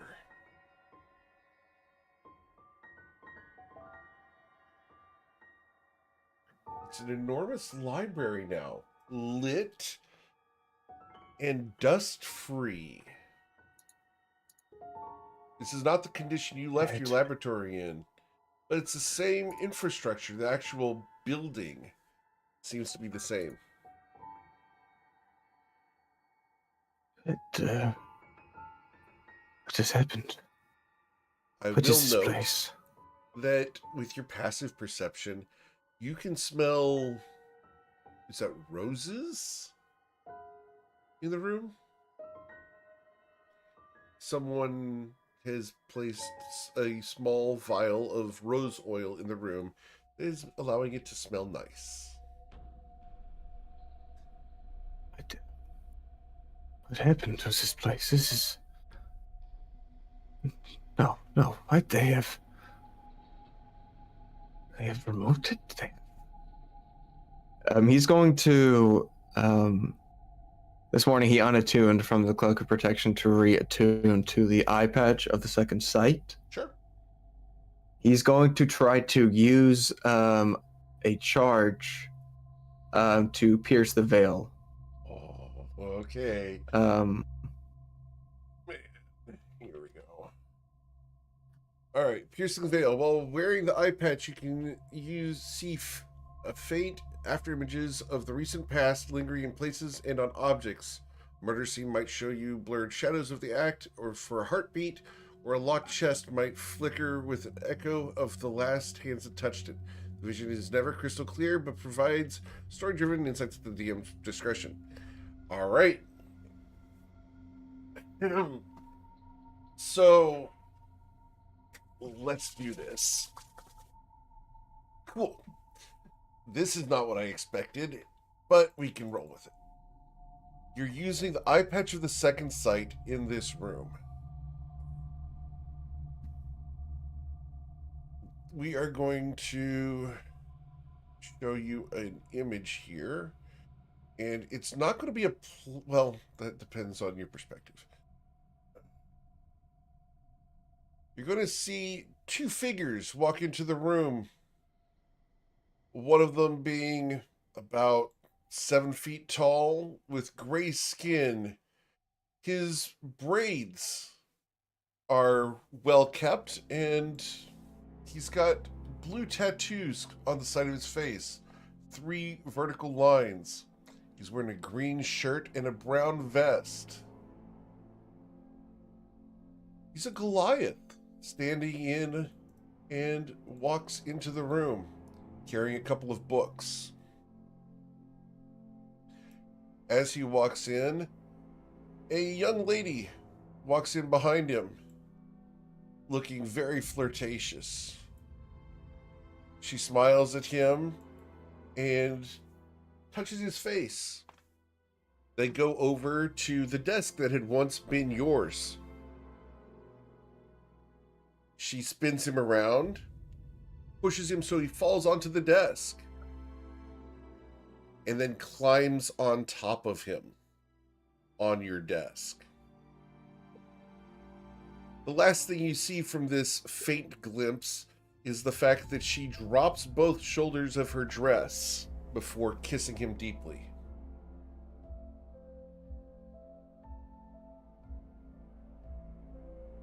They done to this place.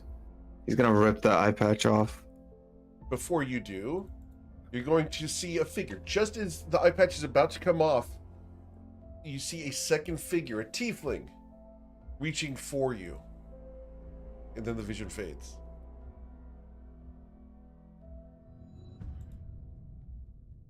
His head will kind of shoot back as he sees that hand at the last second.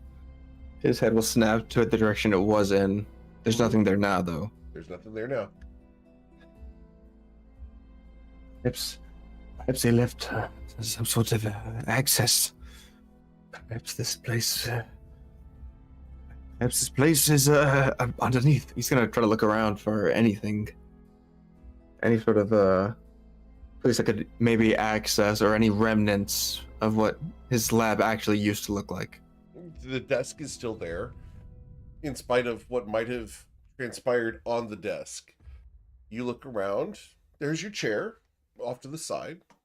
You see that most of the cabinets here and shelves are where they belong. Okay, get an investigation check. I can certainly try. The tiefling was far too brief. A dirty 20. With a dirty 20, yeah, you'll find a wide variety of accoutrements that had been on your desk that have been redecorated around the room. What did you find?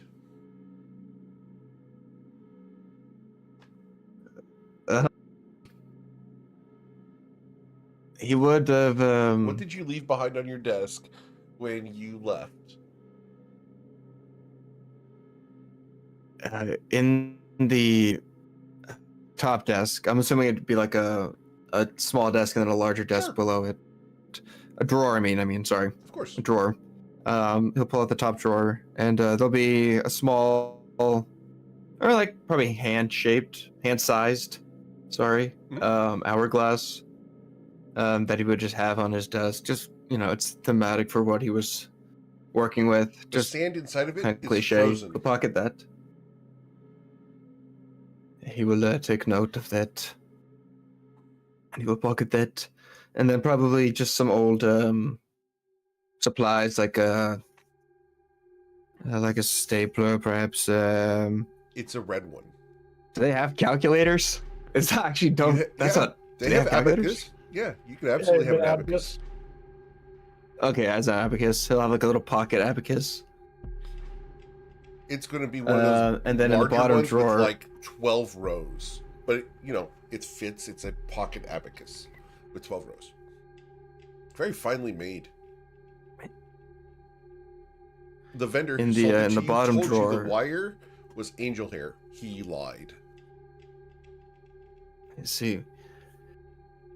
In the bottom drawer, he'll open it up, and there'll just be like files and papers and things like that. The files and papers that you look down in there, these have been gone through and reorganized is the kindest word that I can give to what has happened to these files.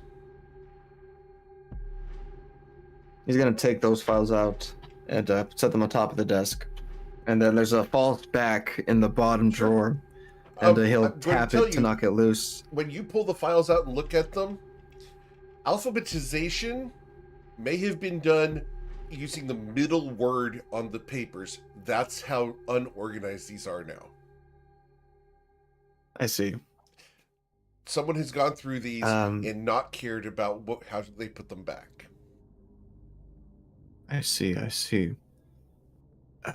He'll, like I said, he'll set those on the desk, and then as he knocks the false back of the bottom drawer out, sure, there's a he's gonna pull out a small, beaten up, badly damaged cage, and he'll put it on the desk, and it's beat to hell. The wire is like rusted, and it's like bent in as if it was like crushed, or it looked like it had been blown up almost. And Fritz will crawl out of Deus's altered form, and go down to the desk, and he'll kind of look over it. And he'll look up at Deus. It was a nice home. It's a lot comfier than what we're dealing with now. And Deus will nod. It was simple, but you know. I'm sure the shavings were a lot warmer than a muddied rain-dawn jacket. I'm sorry, my friend. And Fritz will kind of look up. Hey, accidents happen, you know. But, you know, honestly, I'm still here with you in spirit, you know. It's like I never left. Jawohl. You're going to hear a door open. You didn't come through a door. You came through that secret passage. But you hear a door open behind you, where the door used to be. A figure comes... He's going to drop. You're going to drop and hide? Behind the desk. Cool. Drop immediately behind the desk. Sure. You're going to hear click, click, click of claws walking casually into the room across the tile.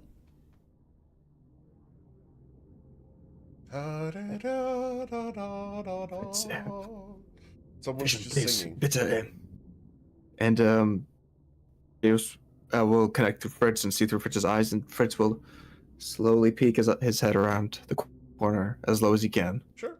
As Fritz looks around the corner, he sees an Aarakocra moseying along some of the books.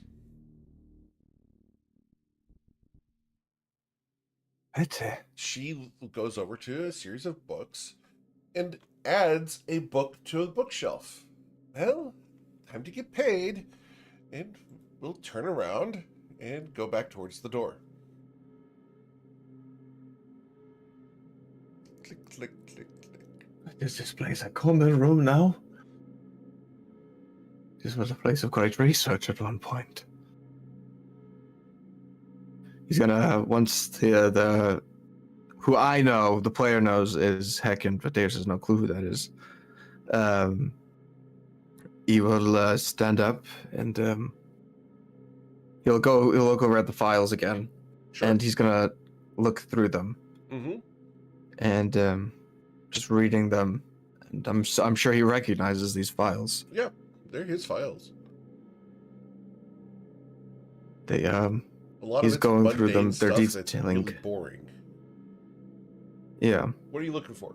but he's just looking through them, and he's trying to find any and all papers that were salvaged from the experiment's failure. He has just a bit of it memorized and another bit of it scrawled over his body. Sure. But he's looking for more missing pieces, more information, so he can remember and try and fix things.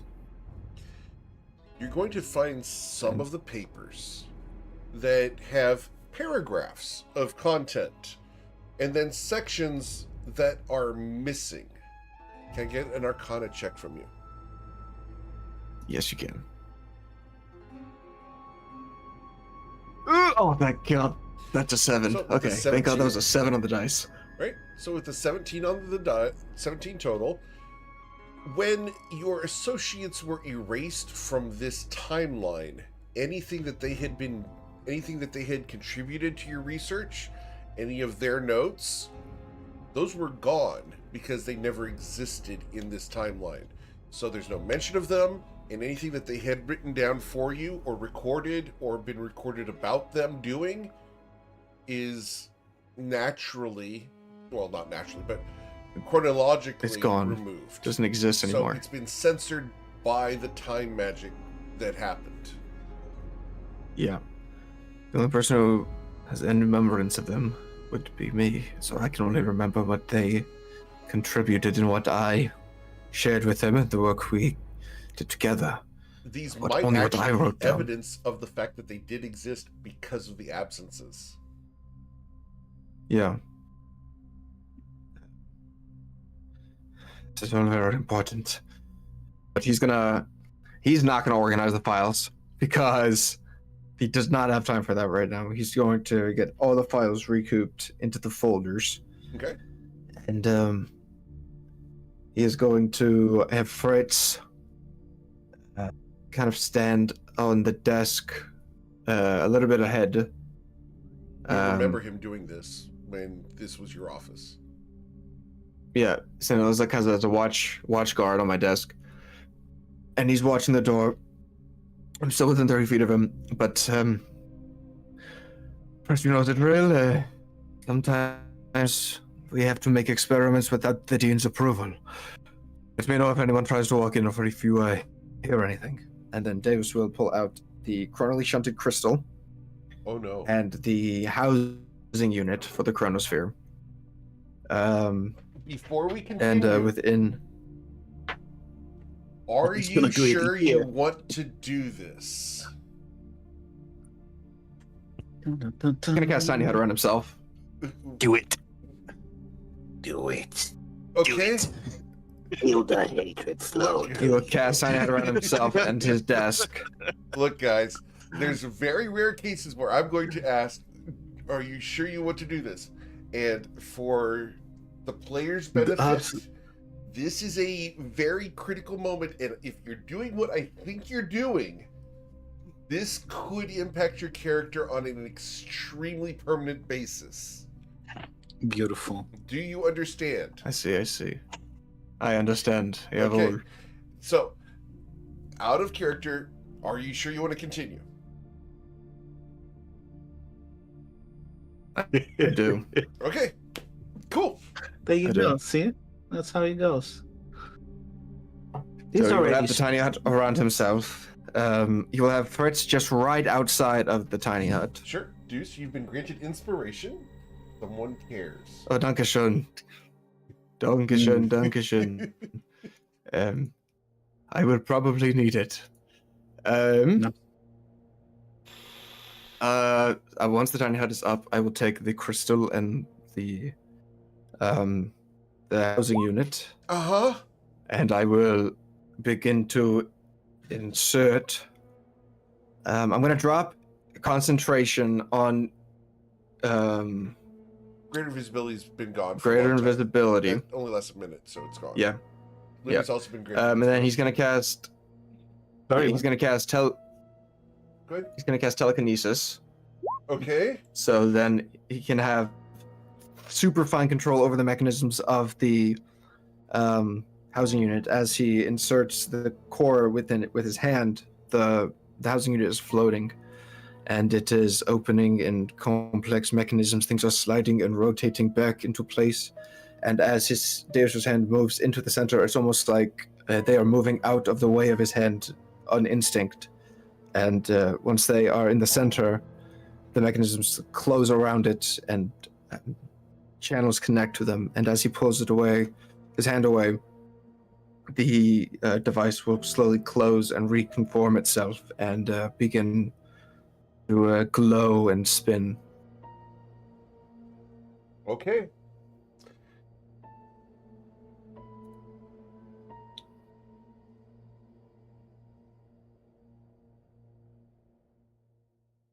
It's spinning. Just anything. What next? He will take the orb and he will channel. He will hold it in his hands. As you reach out to touch it, it begins to spin a little bit more intently.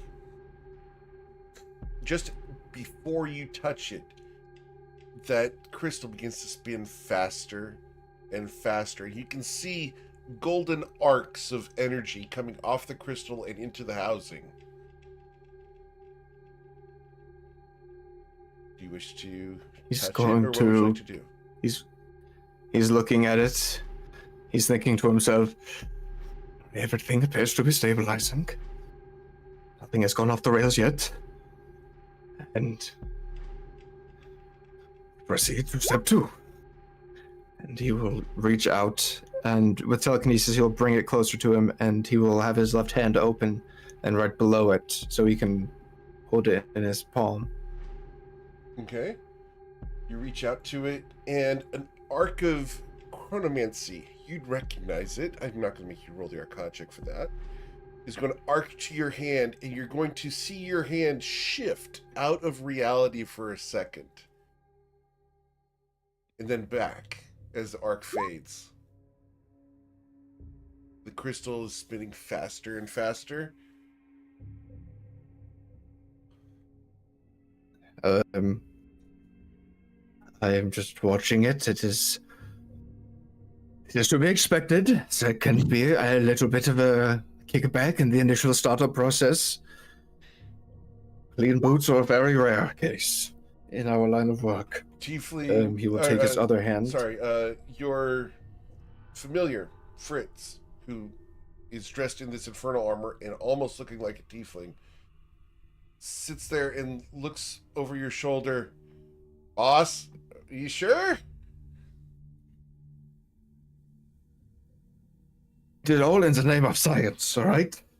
If I get this right, I can bring you back, and I can bring everyone back. Are you we sure, can stop boss? him. I don't know. This looks like last time. It is the only way. And he is going to put both hands on the sphere. All right. As you put both hands on the sphere. Goodness. You know, sometimes even Deus is the test subject. Right? Oh, goodness gracious. All right. So here's what we got to do. Give me just a second here, guys.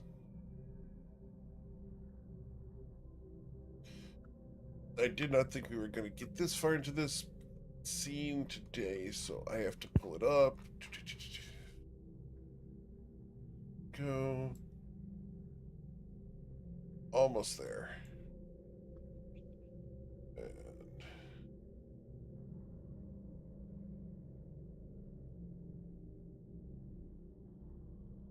oop. I misspelled something. Sorry, guys. This is an important moment. I want to get this right.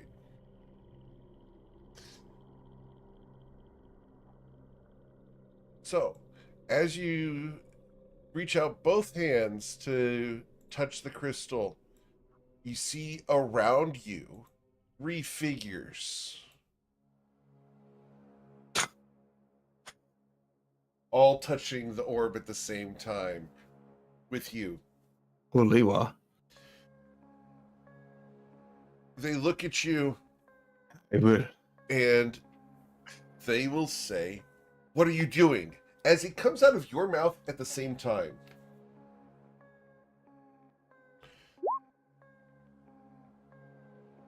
I am setting things to how they always should have been. They all say Separate. that at exactly the same time. Individual. Unique. Isolated. Our convergence was not right. We are not aligned in what we wish to do. And if none of you are bold enough to fix things, I must. They say, as you're I saying walk a these path words, no other they are could saying the take. words simultaneously. It's an echo of 4 voices.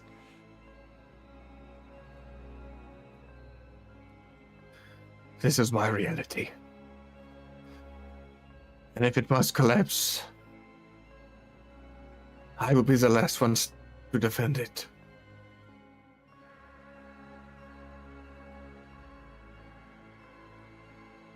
As And, all 4 he's voices gonna say try the to same push. thing, you're going to try to do what? I'm going to try to stabilize the core, stabilize the device, prevent this device from exploding and fracturing this reality, stabilizing it so it can be used within this reality. Can I get an Arcana check from you? And this is going to be opposed by the other Stroms. Makes sense. Yeah. Whose reality are you trying to stabilize in? So, just to be clear, what's going to happen here is I'm going to roll Arcana checks for them first before you roll yours. Okay? Okay. Because we're going to build the suspense just a little bit. As each of them are going to attempt to wrest control of the situation for their own realities. Okay? Yep. The first, which is going to be Mortz Used, the evil version of Dustrom, has been working against the party actively. Evil is a matter of perspective. Of course. Of course, Eric. Oh man, that's great. Quick, I Silvery need to barbs him. look at that code. Deus, No. Let him have his critical. Let him have his Yeah. critical. do you have any reaction you'd like to use here? I'm gonna No, let allow them all you 3 your- roll. Remember, I'm going to give you one reaction because this all happens at the same time. Yeah, I will not use my reaction. I will let them all roll their dice. All right. Cool.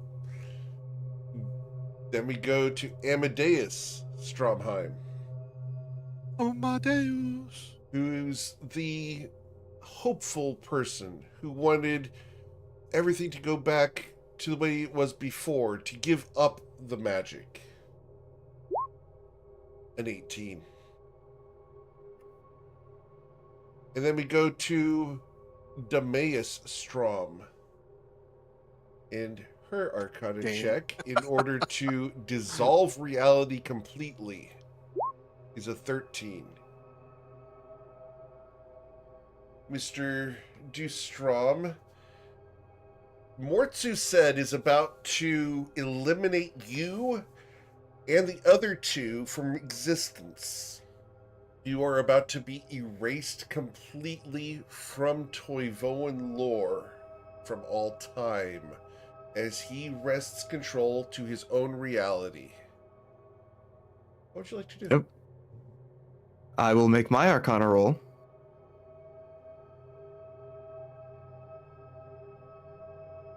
But even though that is a natural 1,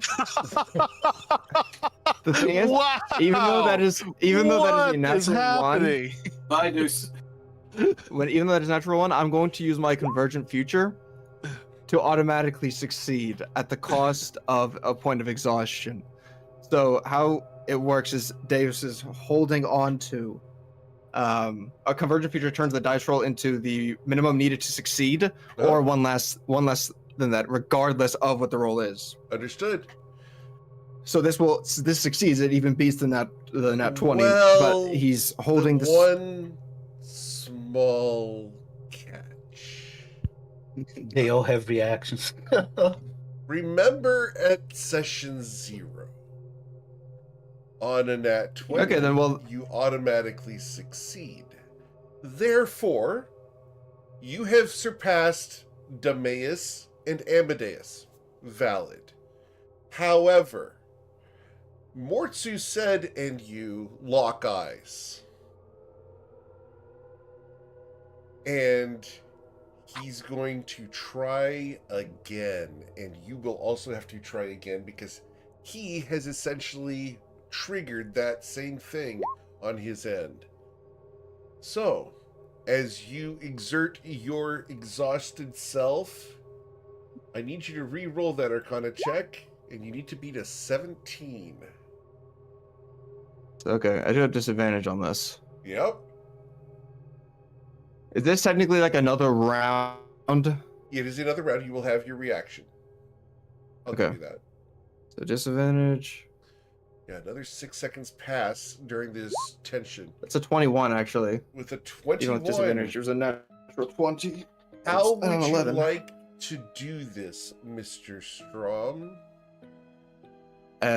So when all 4 are holding onto the orb, he will use his Convergent Future, and essentially the chronomantic energy surrounding him, reality just goes black and white and shatters. He kind of rips everyone out of reality, and they're just floating within the dimensions of this tiny hut. It is like a black hole, a void.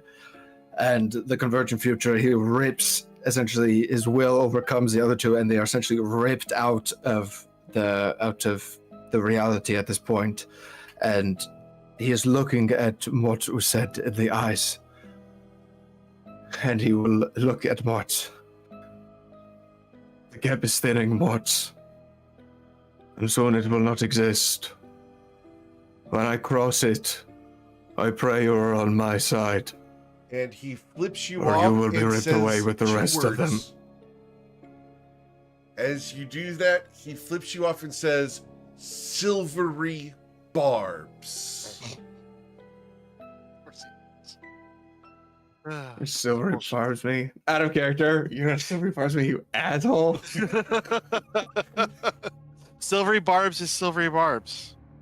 I have a reaction. Yes, you do. Counterspell. All right.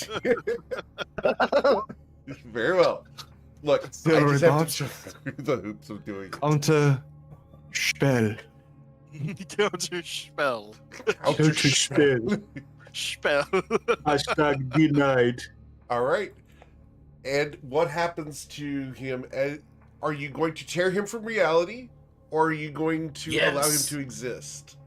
Yes, we're going apart. I will well, when I say tear them from this reality, I just mean I'm just shunting them back to Okay, their original to their realities. own I reality. can't stop them from All coming right. back. So for the record, then I'm going to bring them back just for the record, so we can see the animation of what happens here. So as you Yeah, shunt, he's not shunting them out of this reality and destroying them from all realities. He's just shunting them back to their reality. to their timelines. Okay, understood. So Yes. based off of the die rolls that we had, Amadeus went first, and as he did so, he would look at you and say the words, "Remember, there's always hope." Demeus is going to be thrown out of the tiny hut, and she's going to say, "You can end it all. Let it end." And then you're going to try to shunt Mortsuset out, and Yeah. he looks at you after you said that the border thins. Is there anything else you want to say to him before he disappears?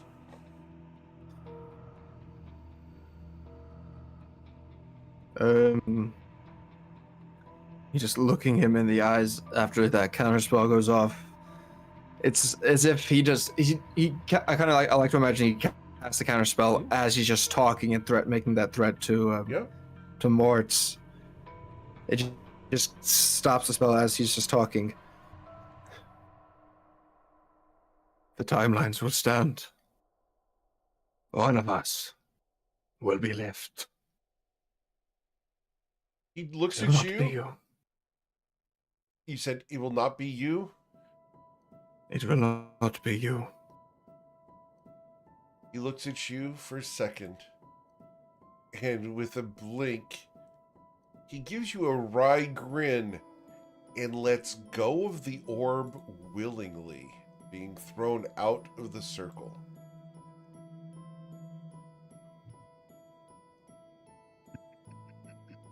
Once they are all gone and the chronomantic energy of the convergent future is now just winded down and everything is returned to this reality, he just collapses to his knees, holding the chronosphere in his hand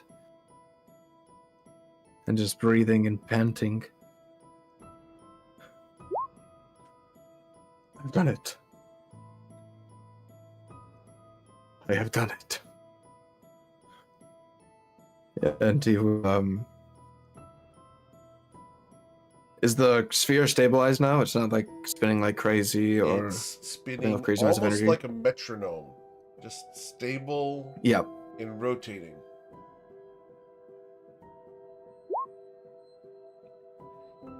Okay. He will drop the tiny hut.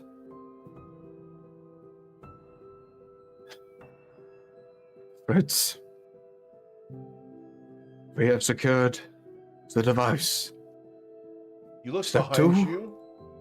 Where Fritz had been standing, there's a black smear. Scheiße.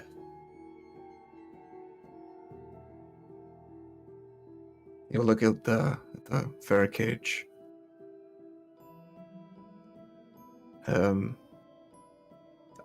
These smear like he's dead, like his body was destroyed or something like that. Surely he didn't shit on my desk, bro. Come on. You go look over there. It looks like a scorch mark has been smeared away from the tiny hut. Okay. I see. I'm sorry, little one. I will make it up to you. Soon and again later. You're going to hear a voice. Damn it, boss! That sucked! Eh? Hello? You turn around and you see him climbing up the side of the desk. God damn, this armor's awesome! What, you think I could be harmed by a bit of fire? Well, it was left within your guard post, and you know, weaker things have taken you out. At the intimation, took you out. Remember that? Well, yeah. That was your fault. I agree to disagree to agree, you know. But I'm glad you're right. We should move. I do not recognize this place, and I do not like it. We have the device. We need the keys. But, we should not stay around here. This place is of no use to me anymore.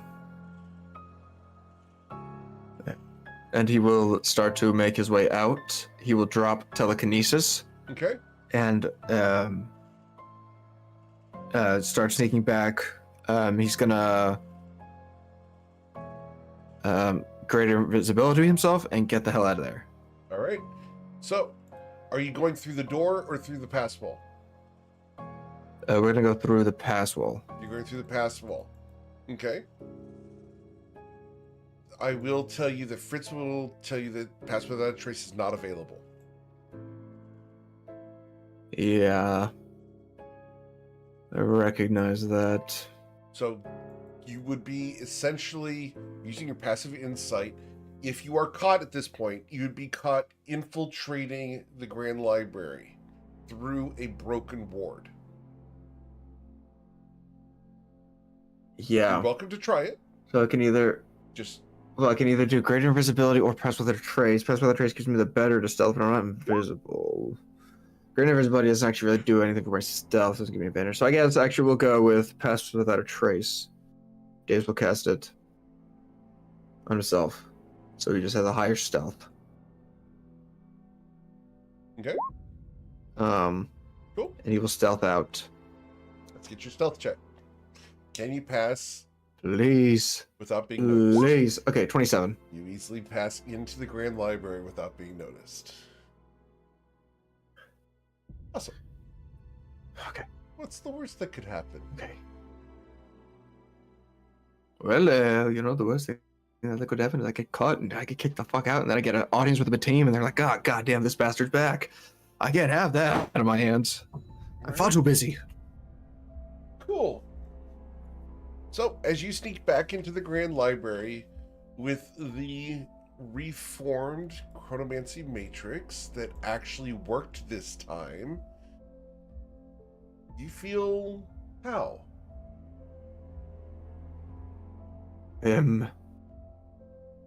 As he's hiding, and once he gets back into the library, he'll drop Pass Without a Trace, recast Alter Self just to make sure this guy's good. Appearances are maintained because once he casted the disguise self, the Alter Self would have dropped because they're both concentration. So he's back to his disguise. Mm-hmm. But he is elated. He is eccentric. He's extremely ready to proceed. And as he gets his Alter Self all situated, he is just going to send out a message. He will cast sending to a one brim gem flower. Just a quick, it doesn't have to be a full conversation if they're not available. It just a sending to them. Sending. Which one is it? Which one? Sorry, I have like 3 of them written down. Here, this one. The device is complete. I await the keys. I hope you have been responsible as their owners. The repercussions of their abuse cannot be understated. And I'll copy and paste that. Yep, please. To the chat. Yeah. In roll 20, please. Thank you. And that is 25 words. I had that counted out. Done. Sent.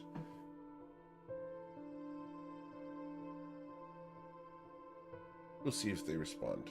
And otherwise, we're going to pan the camera away from you at the moment. While we wait of course. for that response. Cool. Well, that happened.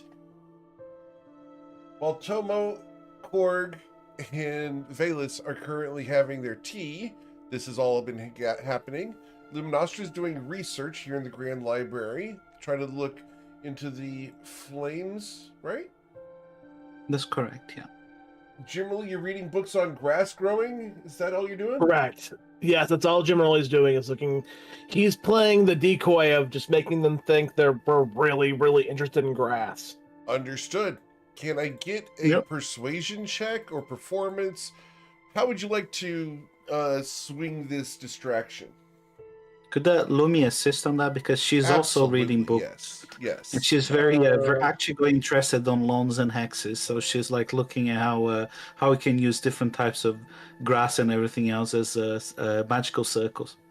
Absolutely. So Jim, with advantage, please. Oh, with advantage too. Ooh, okay. Because you and Lumi are teaming up on this. So 22. With the 22, you are very convincing. Yeah, he's got stacks of books about grass, and he's actually talking to people like randomly passing by, like who have nothing to do with him. He's like, "Hey, did you know that there's a theory by a mage in Melage Rock that believes that using magic you can harness the power of the sun to grow grass even indoors without light?" The individual you have just attracted looks at you. Well, of course, yeah. That's absolutely a study of field that we can do. Here, try this. And he's going to offer you a jar of green stuff. This here is my favorite flavor of the grass. Oh. You like grass take juice? I like to grow grass. Well, give this a try. All right, I will. Jamerly Gardening Bot, V2. Understood. So, as you drink it, do you have any taste buds whatsoever? Yes, Jamerly can taste. Generally, it tastes like matcha. Oh, this is so good. This is actually really good. I hate matcha so much. I love matcha. But it tastes like the color green. Crossed with a little bit of mint. This is quite the recipe you got here. What kind of grass did you make this out of? The lawn outside, actually. The moose trucks outside have been fertilizing it, and we've been trying to develop the photosynthesis and the chlorophyll content to a greater degree. I'm about to go study that grass outside. By the way, are you really into grasses? Of course I am. Oh, well, here. That's my purpose. Don't tell him the professor gave you this. And he's going to hand you a piece of paper that's been rolled up almost into a scroll, but the ends have formed tapers. It's about 8.5 inches long. And at the center, it's a good inch thick, but at the end, it's points. He gave you a blunt. Yeah. He gives you this scroll. Here's a better way to study the grass, young man. When I'm in my private studies, I'll have to, really, really study the scroll. Of course. And remember, don't tell him that the professor sent you. Have a good day and do enjoy the studies. If you have any questions, feel free to join us in Botany 204. Oh, Botany 204, I will. Have a good day. Thank you. botany, he says. What? Absolutely. The best kind of botany you're talking about. Look, my brother went to jail for he went to jail for microbiology because he was doing a study on spores in his. Is he a street pharmacist? He was doing spore studies in his apartment and growing magic mushrooms. Anyway, so as you are studying your grasses generally, Deuce has done his chronomancy, Lumi's studying the breath, and so we're going to then pan the camera to the outside of the Grand Library. As the camera slides out of the Grand Building, we turn to follow a young lady walking down the street. Breezy, you're home. As you're walking down, do you take a public transport or anything? Oh yeah, she's going over to Sophia's tower. So yeah, she's. I mean, it depends on where, because I imagine they're all She over the would know. city. So yeah, Sophia is probably. She's a nature lover. She's probably somewhere near the edge, not in the middle of the city. Yeah, she is. Yeah. Her tower looks like this.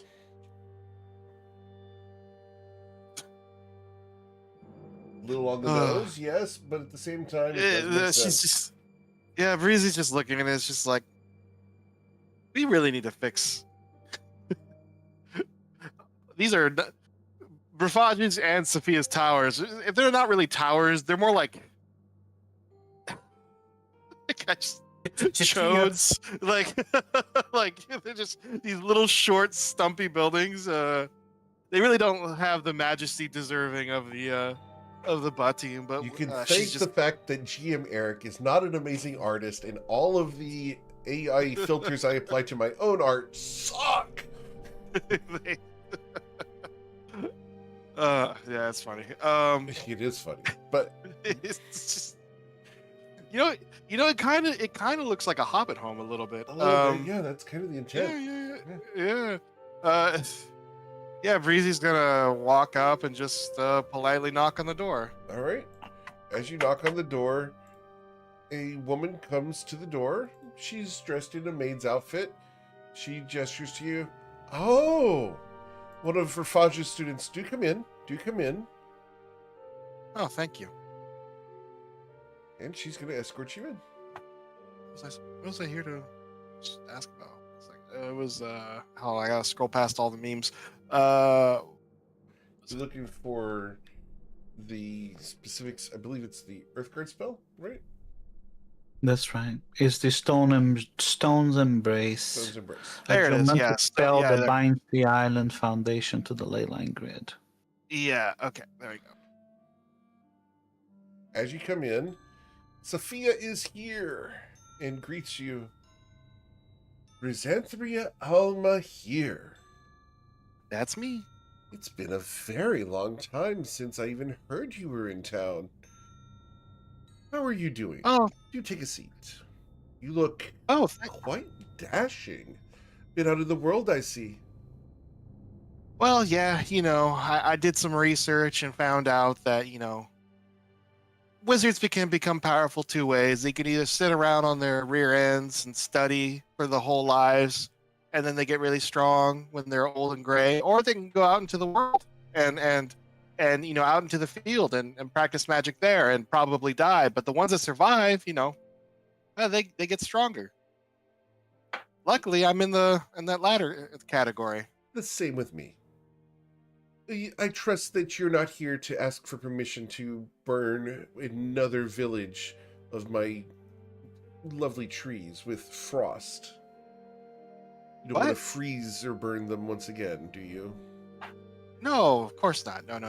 I'm here because I am researching a very powerful ritual, and I think you may have insight on one of the components of that ritual.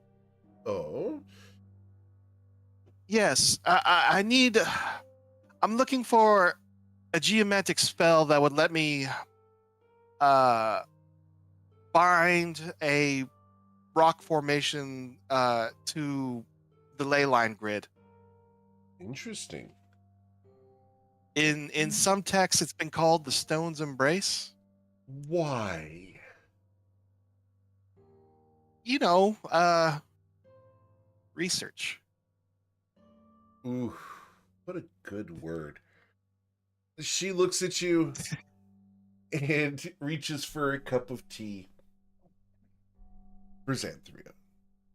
That's me. Let's be frank.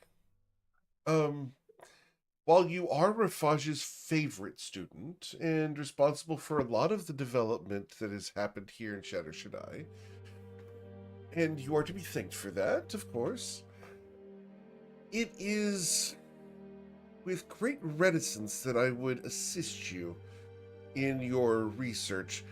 The last time you did research with any of my fields of study, it ended very badly for a hectare of grasslands.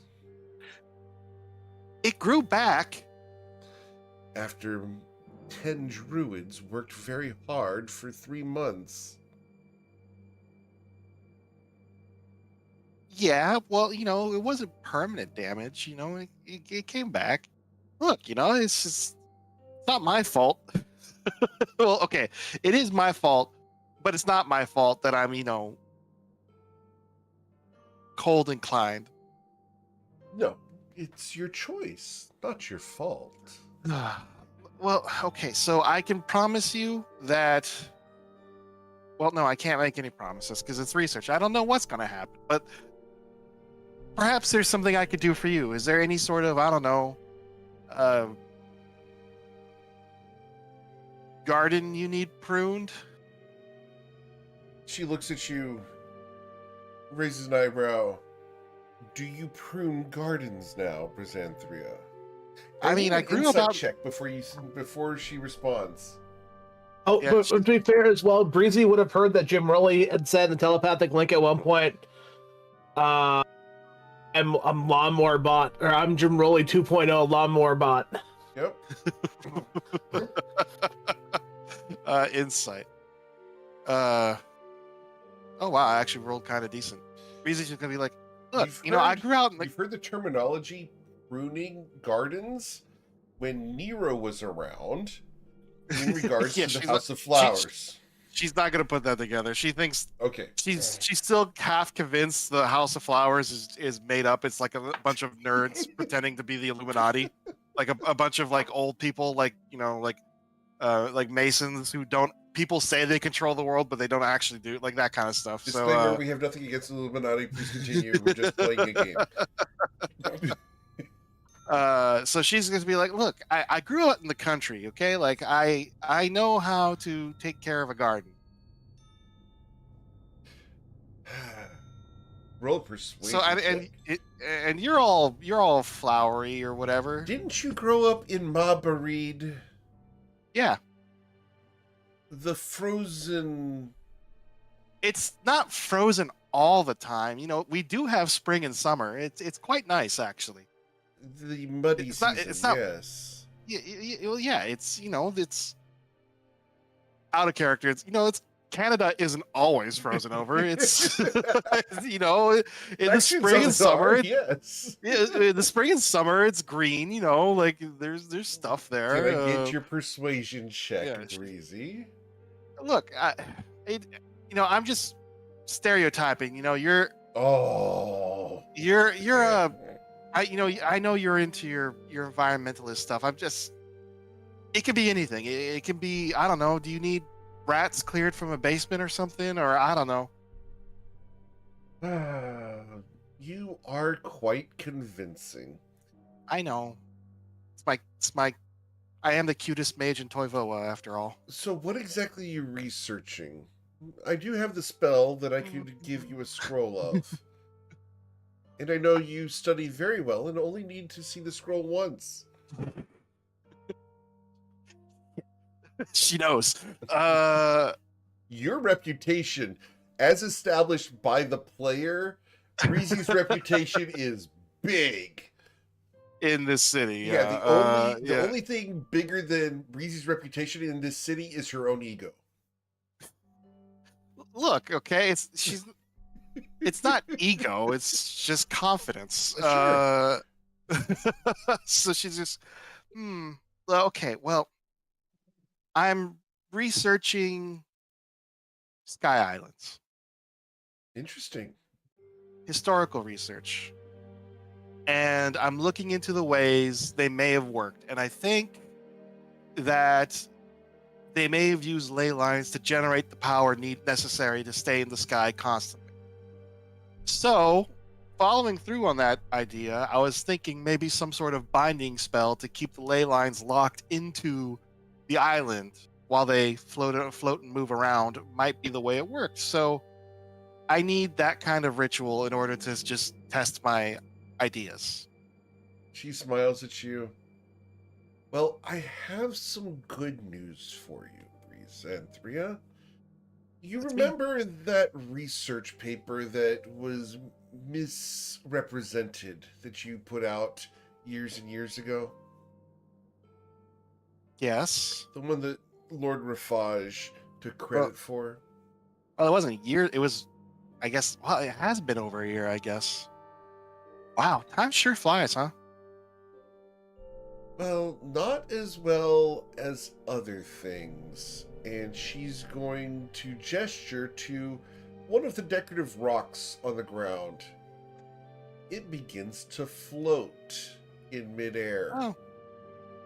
I've taken your research, Brizanthria, and I've reverse engineered it into what I believe was the original spell used to allow those stones to be bound to the Sky Islands. Knowledge that was once lost, I think I've been able to recreate. Yeah, Breezy's going to stop and she's going to think about that.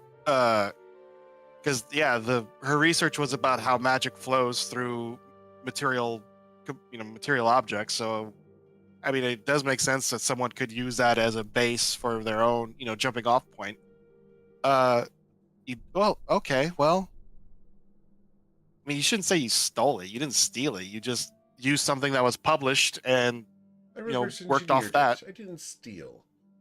But yeah, since it was originally your research that led me to this discovery, and you've been so persuasive, that's me. she looks at you and you lose 1 point off of the 28 for saying that's me. In spite of the fact that it's not 20, you automatically succeed. You lose 1 point anyway. She narrows her eyes just slightly, but smiles nonetheless. I will give you a scroll of Stone's Embrace so that you can learn the spell. I appreciate it, Sophia. Things are actually, for the first time in a long time, it kind of seems like things are coming together. I'm going to be honest, this last year has been very stressful. Oh, and she will take one of the empty vellums next to her and begin scribing down the spell. Yeah, it's just, it's dangerous out there, and some of the people I hired to protect me while I was doing my research, they can be kind of wacky. But they're good people, and I'm sure even right now, I'm sure they're behaving themselves and not getting into any trouble. Well, I trust that they'll behave themselves well here in Shatter Shaddai. Otherwise, the guards will, of course, have to incarcerate them. Oh, no, I told them to be on their best behavior, and I trust them. I've been in life or death situations with them, and I know they wouldn't do anything to disappoint me. The camera pans to the following people. Strom, escaping the chronomancy experiment where he just risked reality. You pan to Luminostra, helping Jimmerly deceive the Grand Library about the fact that they're doing research into the breath of restoration.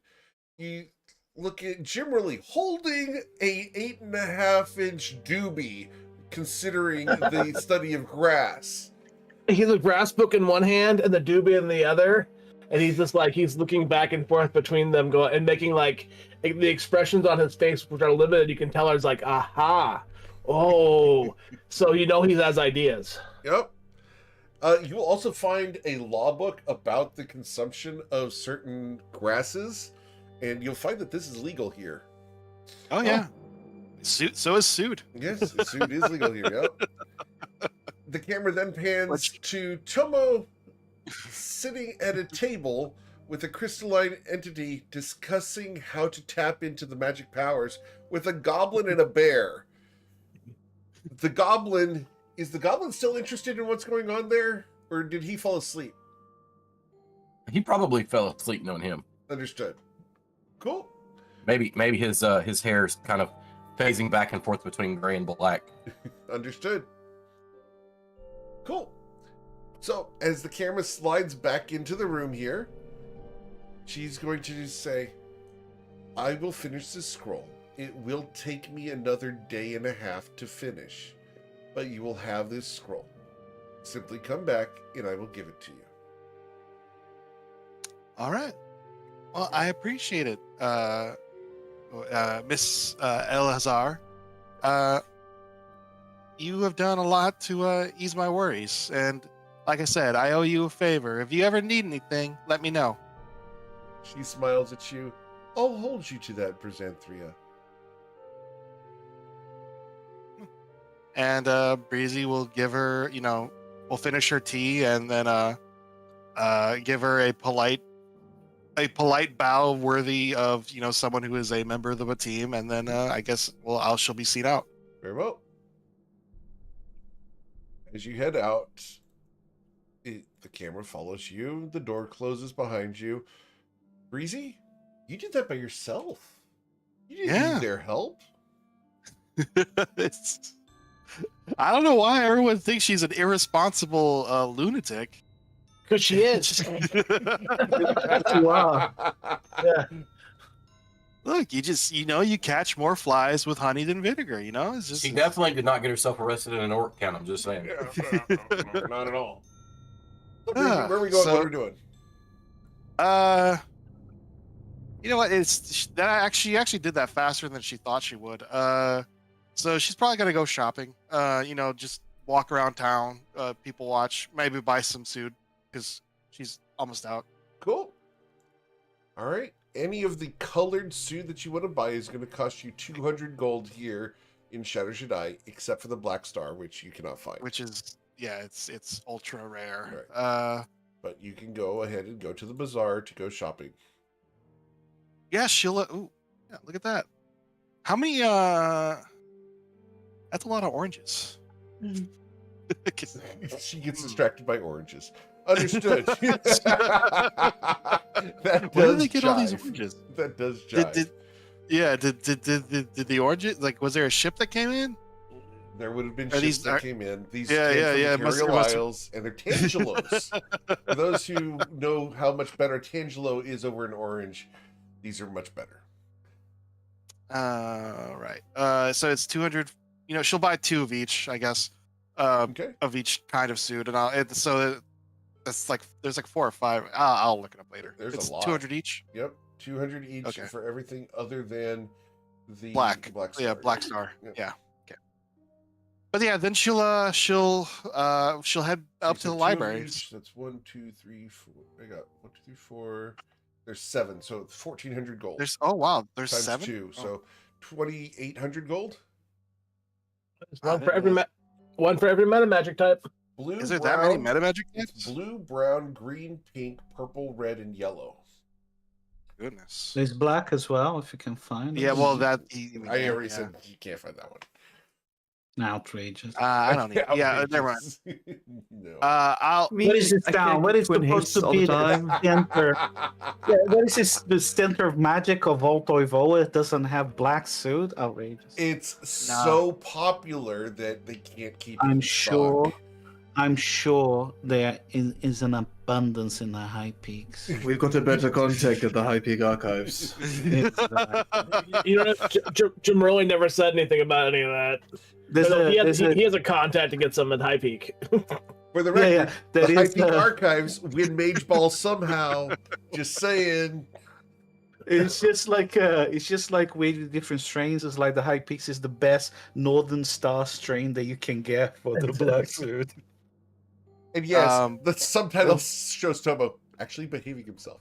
Absolutely. Yeah, you can always trust Tomo. Good old reliable Tomo. I don't know what you guys talking about. Lumi is behaving herself. Obviously, she's just doing the research, the job she's meant to be doing. That's Exactly. Look, the only reason she's behaving herself is because she hasn't found a rube to bind into a contract. People here are wise to the ways of fairies. Well, she doesn't need to make deals with the wizards here. No. She would rather not, to be honest. No. All right, so Unless they want to, I suppose. unless they want to, I suppose. Wow. If it works on my benefit, yeah, sure, no problem. All right, well, we're gonna move the camera back over to Tomo because it's been a while since we checked in on him. Tomo, your tea has ended, and Valus had said his goodbyes as he headed somewhere to be. What would you like? I don't need careful spell. Party can eat the fireballs. It's fine. What? Don't worry about it. Oh, yeah, that's a good point. Yeah, do that. Don't get careful spell. No need. So 200. Tomo? Sorry, 1600. So there we go. Well, Tomo's gonna enjoy his food. Hopefully, Korg is enjoying some food as well. And as he's sitting there with him, he's gonna say, "So Korg, now that we are alone, or just the two of us, would you care to explain this other voice that you have?" What do you mean? What voice? You're talking about me, dumbass. Shut up. It's all good. It's good. I'm good. Everything's okay. Well, I've met Korg and I've met Nash. I don't know if I've had the pleasure of meeting this third person. Braz is going to speak it. Hey, asshole. Let me have the light, okay? Let me talk. And so Korg is gonna sit there. He's like, Fine. Jeez, I was hoping that we could avoid this. and he all of a sudden his whole face kind of shifts before you. New scars appear. His hair turns white, and he pulls his hood back. The name's Brett. Nice to meet you. Tomo's eyes kind of go wide. You can tell now that even though his eyes look like he's blind, he can actually still see. He kind of cautiously reaches out a hand to shake Fraz's hand.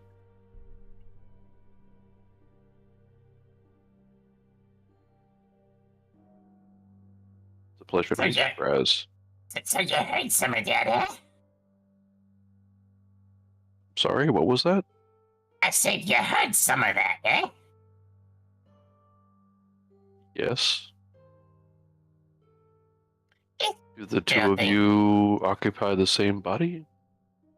Yeah. I came into being a little bit ago. Who's harmless? I'm harmless. It's all good. Don't worry about it.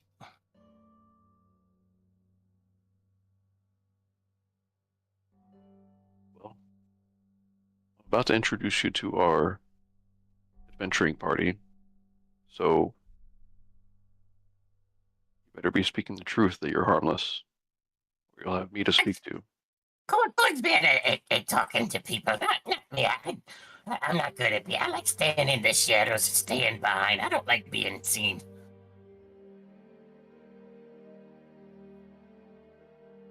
Well, that could come in handy.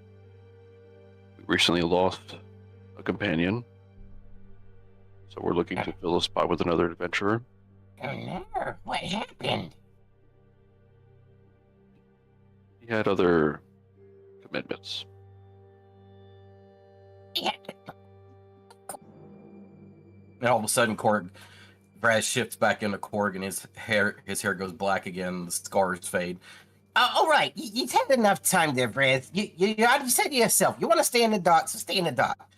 Sorry about that. You don't have to meet him. You don't have to see him. He's nothing. He's nobody. It's good. It's all good. It's okay. Everything's fine. Sure. The old reliable Tomo.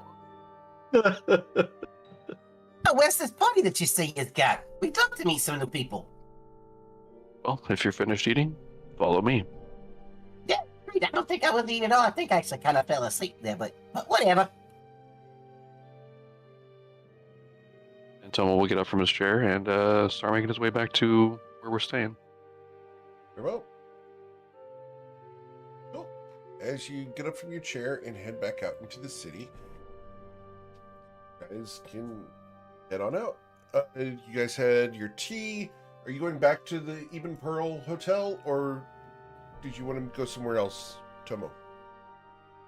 If he understood that people were going to be staying at the library or wherever they're staying for a while, he might go try to meet someone. Otherwise, he'll go back to the hotel. Very well. Can you do a perception check? Certainly can. Awesome. With the 23, you'll see Breezy walking down the street at the bazaar, and she's got a variety of paper bags with her. Tomo will Yeah, make his Gucci way bags. towards her. Okay. Breezy. Borg, you're following along, right? Oops, I'm muted. Understood. Oh, hey, Tomo. Hey, good news. Sophia agreed to give me the ritual. That is fantastic news. Yeah. She didn't even demand anything. I just asked for it and she gave it to me. Funny how that can happen. Sometimes you just need to ask. Right? Didn't even have to blow anything up or, go kill a monster or anything or almost die fighting some sort of ultra fear demon. Tomo smiles. It was great. So, have you finished your business? You said you were looking into that martial art that Audio was doing. I had a discussion with a practitioner, yes. It was very enlightening, but to delve deeper, I may need to spend some time in the city, time that we don't have. Well, we do have a couple days for Sophia has to actually scribe the ritual, so it's gonna take a day or two. So you do have some time. Then I may get another day or two of lessons. Fortuitous. You're gonna learn how to lift rocks with your mind and punch them at people. She's punching the air as she says that. Breezy, that's when you notice Oh. that there's a goblin standing behind Tomo with a bear. Well, yeah. Well, she's just assuming it's just we're in a busy street, so she's Yeah. just assuming he's just another person walking by. Except he's just standing. Oh. Yeah. Oh, Tomo, sorry, move out of the way. This person's got to get by. Oh, I'm standing Oh. here with you. Name's Corb. Nice to meet you. Yes, I met this Korg while I was searching for the practitioner I spoke of earlier. Tomo, I think a goblin is following you. She You would says, be correct, Breezy. Yes, he has been following me. I've been leading him here. He's an adventurer himself, so I thought he might fill Nero's shoes. "Really, a goblin?" She's gonna look at him. Yeah, here we go. Yeah. Really? A goblin? I'm glad I Yeah. didn't tell the player about this. This is great. Yeah. Great. I don't like goblins myself. I'm right there with you. She's kind of it's not outright disgust or anything blatant, but there we go. It's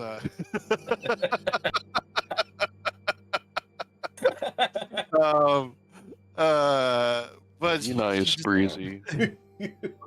Tomo, I mean, I don't know if you remember, but literally the first thing we ever did together was slaughter a cave full of goblins. No kidding. Tell me about it. How you slaughtered all them assholes. Oh, They Breezy, invaded us. you've also slaughtered bugbears and humans. We haven't killed any humans. There was those ones that attacked the druid village, but I didn't kill any of them. But she's just looking at him. It's just I guess we do need someone to replace Nero. She's gonna look at the goblin. Like she's gonna try to give him a closer look. Can he? Oh, he can. What can he do? Is he? Can he? What? He has a bear. Does the bear fight people for him? Does he ride the bear? Hold on. Let me take this. So I got my crossbow here. I use my crossbow, and I got my bear here. My bear takes care of making sure that I stays protected, you know? So that way, he takes all the damage, and then now he just heals himself by biting people. Or whatever's trying to hurt me anyways. I mean, bears can bite people. That's true. Wait, what kind of bear is it? He is a large. He's technically a cave bear, but he's a black cave bear. Okay, black bear. Okay. Yeah. She's gonna nod and just look at Tomo, and then look at the goblin, and then look at Tomo again. Are you sure, Tomo? Yeah, we're pretty sure. Friends, shut up. It's okay. It's good. I'm good. Everything's fine. Surely he at least deserves a trial, Breezy. I mean, I guess she was watching him while he spoke to himself. Tomo, I think the goblin's schizophrenic. She's just doing this in a stage whisper, because Tomo is like a foot and a half taller than her, so she's like standing on her toes, and it's only still up to his shoulder, stage whispering to him. Yes, once again, you may be correct, Breezy. Well, I guess really none of us are normal, so I guess that'd be par for the course. What is schizophrenic mean? Shut up, Friends. Behind you, your bear, Nash, is snarling at Breezy. Oh yeah, that's another thing, yeah. Nash, chill up. Come on. It's okay. They're good I need people. you to make an animal handling check with advantage against your own bear. Oh yeah. Yeah. Yep. All right, you're able to calm him This is down. not a badger bear. I'm just glad you didn't It make a should've been- badger it should've instead. been That a- would have been horrible. Yeah, it should have been a dire badger. Yeah. Speaking of okay. that's on Jimmy's list. Yeah. Yeah. That would be good. He's okay. He listens to me and one other person. But that other person's not important. We don't worry about him. Don't you say that about me. Hey, yo, Friends, shut up. Yeah, no, it's okay. It's all good. It's good. I'm fine. Everything's okay. She's gonna once again look from the goblin to Tomo to the goblin. Back to He's Tomo. got like a little smile on his face, like, yeah. I mean, okay, hold on. All right, hold on. Somewhere. She's like, all right, hold on. She's gonna go over to the one of the vendors and grab one of those oranges and pay them a copper for the orange. She'll just pick it off. Sure. And she's Somewhere gonna be like, okay. a god is being like, karma for Jim Riley. Okay. Let's stand over here, and Breezy's gonna go to an alley, to the mouth of an alley that no one's in, Sure. and just be like, and just line him up and gently usher Korg without getting too close to the bear to stand in front of the alley. And then she's gonna stand in front of him and just be like, all right, let's just see how good you are. And then she's gonna be like, shoot this orange. And then she's going to toss the orange down the alley where there's nobody. So even if he misses, it's not gonna Sure. a stray bolt isn't gonna strike anybody. With a 22, 18? nailed the orange. Yeah, they're pretty good. She's I'm a man gonna with this thing. She's gonna he said, I can't really. I'm pretty sure the mic, the noise gate can't pick it up. She's sucking air through her teeth. Yep. All right, fine. All right, Tomo, as long as you take responsibility and you make sure that you take him for walks and make sure you Feed behave it, water yourself. it, I mean, no damn walking. That's how I can walk myself. Don't feed it after midnight. Don't get it wet. Hey, Breezy, at least it looks like he's trained. Hey, I eat whenever the hell I want to, okay? Well, welcome to the to our group, Korg. We are the I guess we really don't have a name. Our wrestling stage name is the Chosen of the Sun. So we really don't go by that often. I like it. It has a nice little ring to it, you know? She looks like she was about to say something mean, but then she stops. She's just like, right. Well, I wasn't. So we're going up to the library. Hopefully, I can convince the guard to let you in. Cora's gonna kind of smack the back of Breezy's back there and just say, you know, you and us gonna get along real good. We're gonna be great pals. How tall is Korg? 2'11". 2'11", so you can reach the middle of, like, just above her butt, and that's about it. Okay, so he's gonna smack the back of her calf. Not her calf. She's. Well, let's. We have work to do, Tomo. Let's go. Come along. Let's. Korg. Yeah, I'm right behind you. I miss Nero. I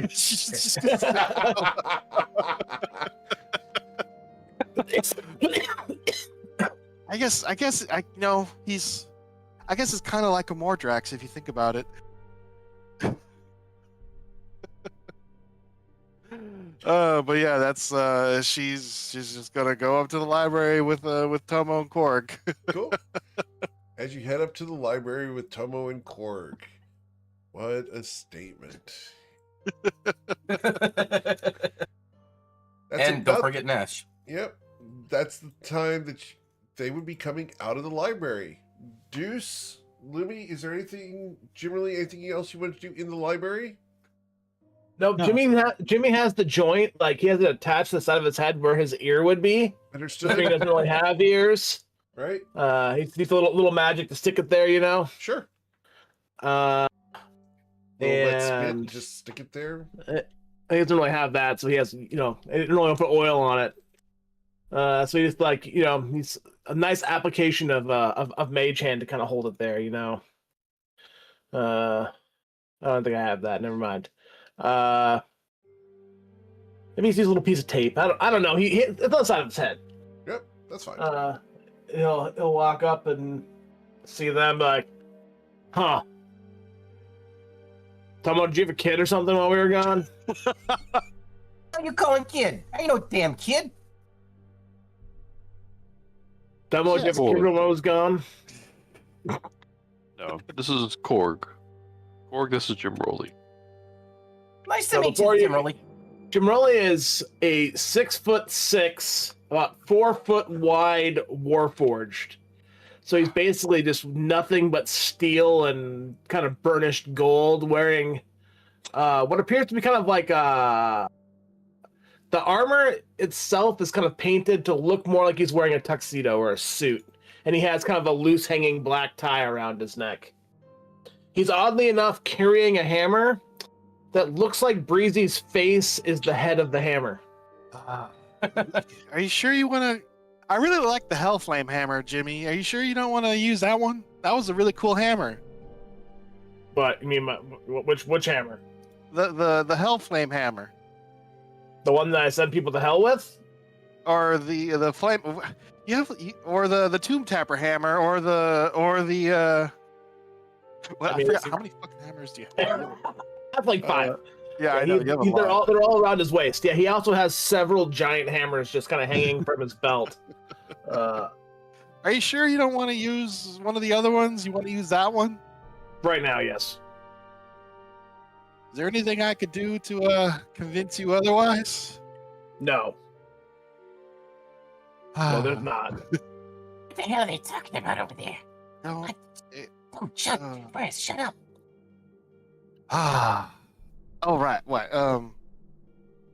So yeah, everyone, this is Korg. He's I don't know. Well, he's a goblin with a bear and a crossbow, and he's a pretty good shot. I've determined that. Let me Yeah, just know. goblins are generally fairly good shots. We've learned that the hard way on several occasions. She Yeah, looks but like they're she's also about to assholes. argue, but then it's like, yeah, she looks like she's about to argue with that statement, but then she's like, gives like a yeah, that's a fair, that's a fair, Remember that's fair. Merlot. Yeah, yeah. So okay, we have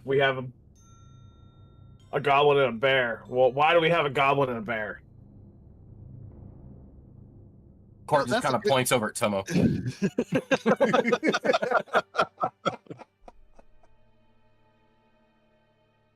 Tomo said he'd be right back, but Jimmy's gonna be like, Tomo, I thought you were the rational one here, and then Tomo's back now. So Tomo, Jimmy asked why there was a goblin and a bear, and Korg pointed to Tomo, and Jimmy looked at Tomo and goes, Tomo, I thought you were the rational one here. I simply thought he might be able to help us. Yeah, well, I guess that is ration. We are a person short. And I have rations. And he has food. Well, if I needed to eat still, that would matter, but I guess food is still tasty. Hey, if you want better food, I'll go get it for you. I was taught how to hunt and trap. It's all good. It's okay. It's okay. Everything's good. I mean, we are traveling on foot now. That would be easier than carrying all our provisions on our backs. Hey, look, I'm telling you, Nash, you can just put whatever you need to over him. I'll tell him it's okay. It's okay. It's all good. Everything's good. Well, you know, it's a trial run. You know, if we'll take him with us, and you know, if he can carry his weight, that's good. And if he can't, well, we can use him as bait for whatever's trying to eat us. Hey, look, if I can't carry my weight, then I can get Nash to carry it for me. It's all good. It's all good. Nash is the bear. She explains to everybody. I kind of figured that one. Yeah. Korg is gonna kind of turn back and say, Hey, Nash, stand for me. and Nash is gonna stand up and he towers over everybody. He's about 9 feet tall when he stands up on his hind legs. See what I mean? Yeah, she's just gonna back off. there's two things Breezy doesn't like: goblinoids and animals. Yeah. Well, Yep. Oh man. You know what doesn't like Breezy? Goblinoids And animals. and Jimmerly. Yeah. Yeah. Yeah. Breezy, But- while I have you here, you know this place well. I need to find I'm gonna call it a more custom magic item shop. There's a small trinket I need. I mean, there's lots of places like that. Well, then bring me to one. Okay, let's go. Well, You can talk, you guys, talk to Korg and the bear on the way. were you able to do what y'all needed to do? She says, looking at Lumi. Lumi won't be there. She would have told Jimmy that she's staying back because she still hasn't found any information about the Flaming Renew. I will So take she's that as a still no. No. She's still doing whatever research she was doing, but let me tell you, I am an expert on grass. Okay, well, you know, Deus I is think- still. I think Hey, Jimmy they should look have firewood. a grass growing skill, and he's like an expert. No, that's gonna be one of his end game things. That's what he's do for hobbies, and he's gonna grow grass on the floating island. Oh, that I was mean, cool. yeah, Yeah, I like we'll, that. we'll need a like that. landscaper. So you know what? We're going to go ahead and give you advantage on nature checks in regards to grass. Yeah, Lawns, yeah. high justice and high lawn keeper. So what? Different types of high. Which is not suited for this climate. As a You find your question, wrong is grass in Jimmerly's the wrong endgame- climate. You're killing yourself. is Jimmerly's endgame to become the caretaker of a croquet field? You know, his end game is to be the high justice on the floating island. Then his downtime is going to be one of the cranky old men who pristinely takes care of the lawn and chases kids off it Mm-hmm. if anyone touches it. Yep. And And it's play always croquet with the hammers. Yep. it's always the people like that meet up the guy the gardener of the place and then talk to him and then later realize he's the guy that's going to the deciding whether you go to jail. Yeah. Yeah. And then like- throw in a dash of Groundhog's Day when he finds some Absolutely. animal and then he pulls out his hammer and he's beating the grass trying to kill some groundhog. Yeah. And then has to Yeah, clean that- it up. Yeah. That's our judge. You see that guy clipping the bushes? That's our judge. All right. But yeah. So while the rest of the party heads off into town, Luminostra, you stayed behind to do some more research, right?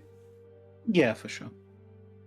Can I get you to roll another investigation check with advantage because of how much time you spent in here?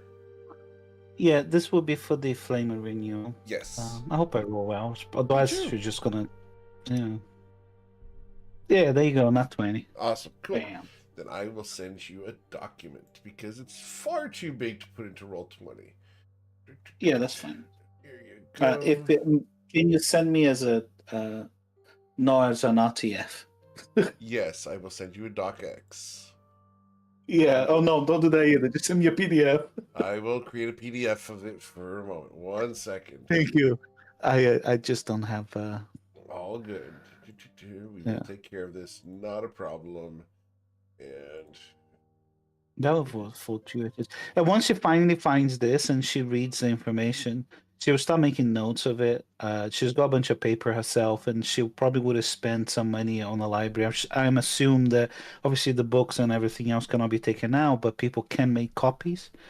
So she has a lot of paperwork that she's done in the last 2 days. There's tons and tons of notes about all of the research she's doing about influencing and manipulating people and things related to the magical item and enchanting that she's doing.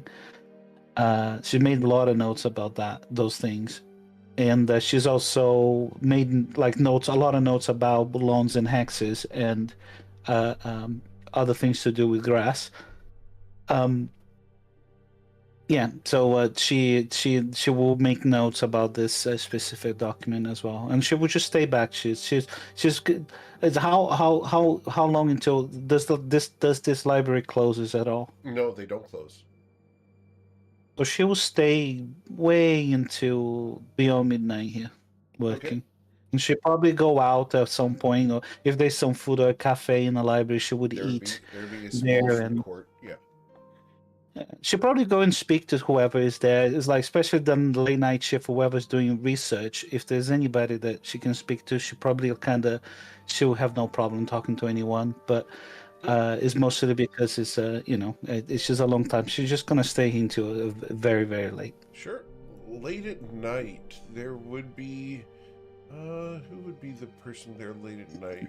We would have this individual approach you late at night. She's a little bit ominous, and she checks on you to make sure that you're not doing anything untoward.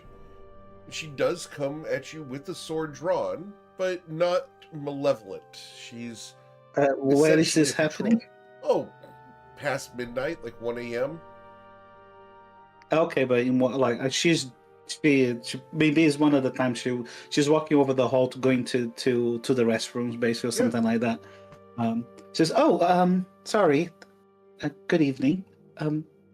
Hello. Is everything okay? She looks at the drawn sword, and Gallifrey is kind of like on her shoulder right now, like just behind her.